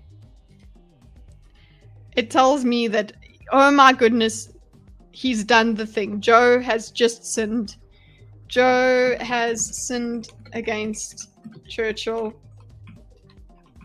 He is spouting what I am against. Okay. He's spouting what I'm against. Yeah, he's what? Failure of purity test. Purity test failed. But from my point of view, as well, just like, this would have been a great time to debunk. Not sigh. Debunk is a real term. And I'm not going to take anyone else, any things saying otherwise. Okay? Like, honestly, certain things that V has done, certain words, like debunk, I can't, they sound weird to me. That version of it sounds weird. Debunk is real in my head. So I've got a problem. Like, also racismus, sexismus, that's all the way you're supposed to say it. Okay. Stop doing the no think, Joe. No, he's asking a question. If Joe is ignorant, don't just sigh in his face. Tell him it's wrong. Tell him he's wrong. Tell him why he's wrong. Please be gracious and tell us, sir.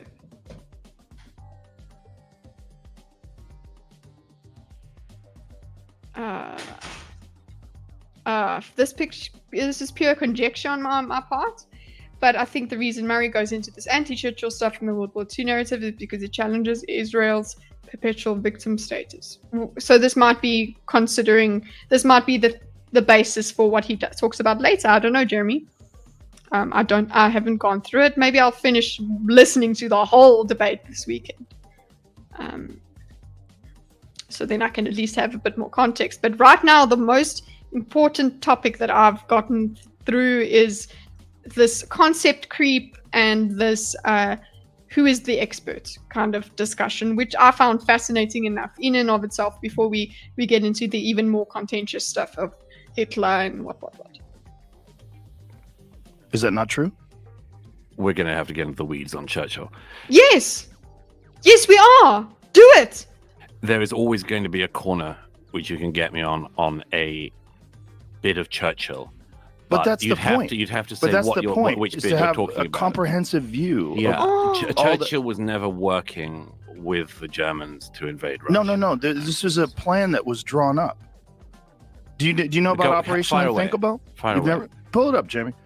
Okay, so he's upset about that, but so he didn't know about it, or he's ignored it. He hasn't spoken about it.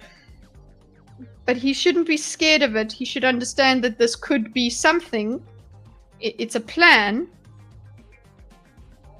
and government makes plans. Operation Unthinkable was at the end. Literally, it's called Unthinkable, loves.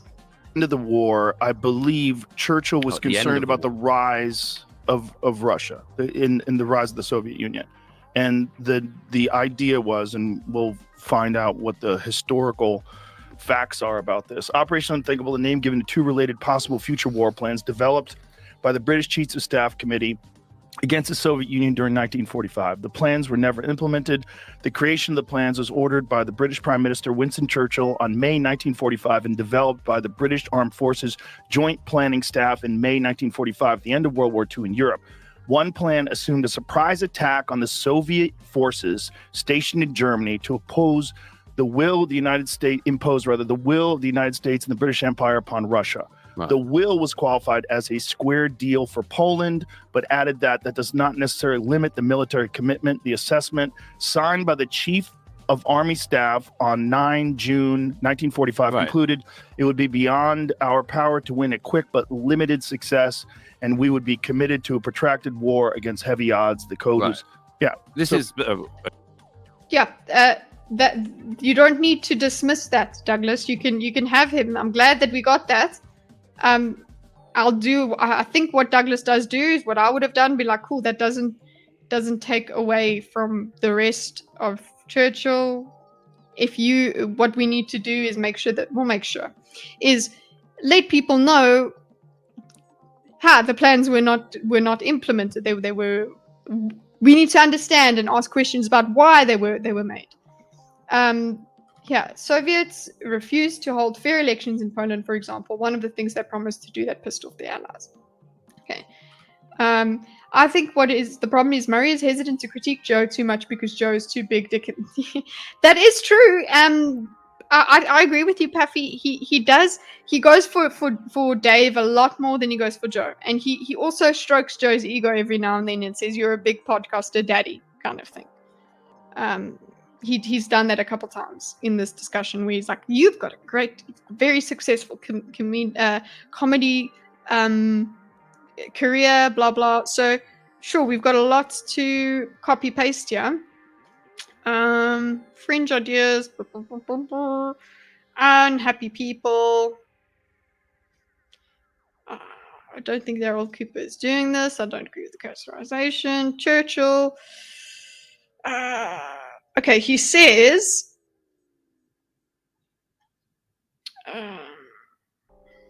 Churchill, there is always going to be a corner where you can get me on a bit of Churchill.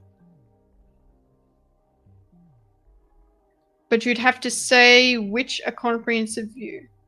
Churchill was never working with the Germans. Okay.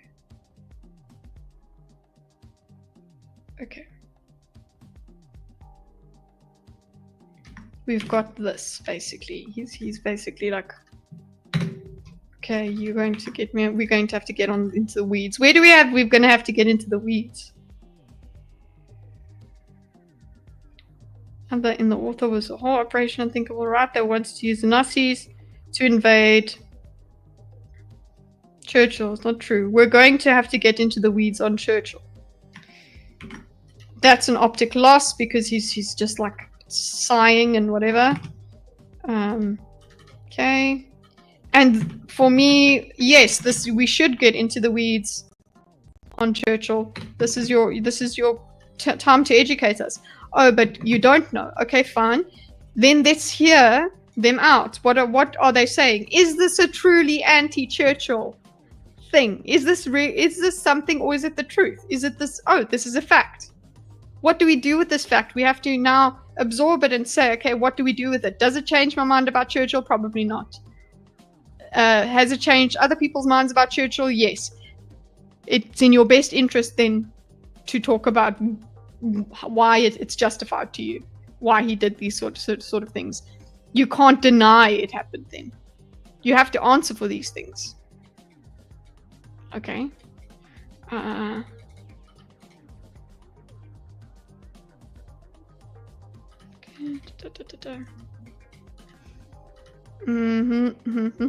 Okay. And then we go into, I suppose, this is the main thing. Project, what? There's always going to be a corner. Churchill was never working with the Germans to invade Russia. His plans drawn into Operation Unthinkable. Okay, so I'm just going to go and copy all of this and we'll format it and that will be the end of it. We end on Operation Unthinkable. Operation Unthinkable.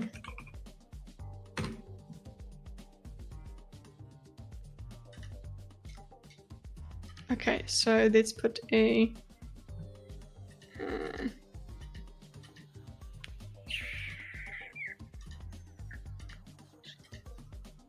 oh, we don't have a fill. And it should not be subtopic. It should be... hey! This. Okay. Let's copy paste. This is a plan. Okay. Pull it up. Pull it up, Jamie!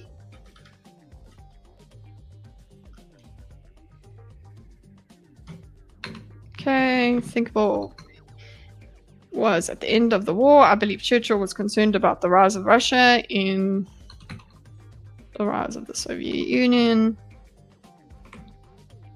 And the idea was, and we'll find out what the historical facts are about this. So then we do.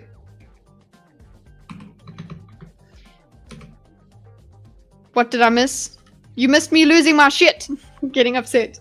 The usual. Operation Unthinkable name given to 2 related possible future war plans. Let's copy paste the whole motherfucker.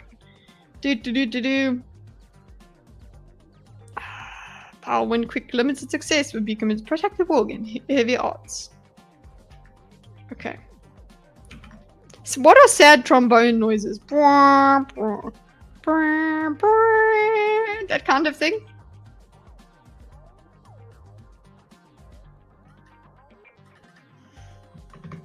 Okay, there we go.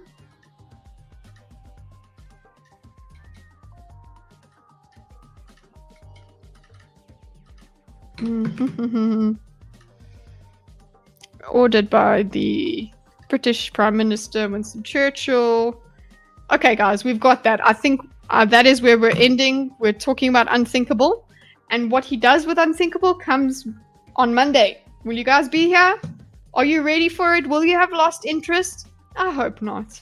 I won't. Because we have started it.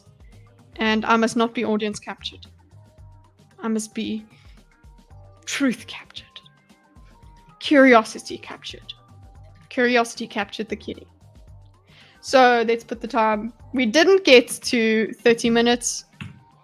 But did it. How much did we go through, Kitty? 5 minutes? I think it is 5 minutes because there was an ad break in between there.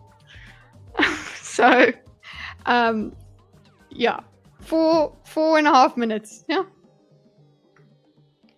Well, guys, I still love it. I have had a great time with everybody, and please also understand that it is chat's fault that this has happened.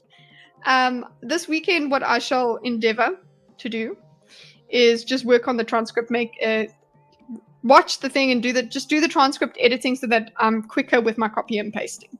And that will give us maybe 10 minutes extra. 10 minutes fast. Direwolves are back, yo. Cheers, Kitty and chat. See ya, Josh. It's a slow cook. It's a very slow cook. I'm so glad that you are around for it, though, guys. You guys are a special kind of weird. So I really appreciate your weirdness. Thank you for appreciating mine or challenging mine. Either way, this is a fun one. Oh, yeah, it's been hectic. I will put up the stream just to remind you guys that I'll be continuing with this. Session 3 is on Monday. Have a nice life. Let's turn off the music so that you can hear me saying, go and subscribe, you bitch. Or, sorry, you shit. Sorry. Have a nice one, colonizers. Yep. Great show. Yeah, thank you guys so much for sticking around the whole time. It really was stimulating. And let's continue. Let us have a chilled weekend. Those of you who are celebrating Easter, have a good Easter. Have a nice life otherwise. You don't have to touch grass, but go and watch something wholesome on the internet, okay? Go do that. Have a nice. Go and subscribe, you shit.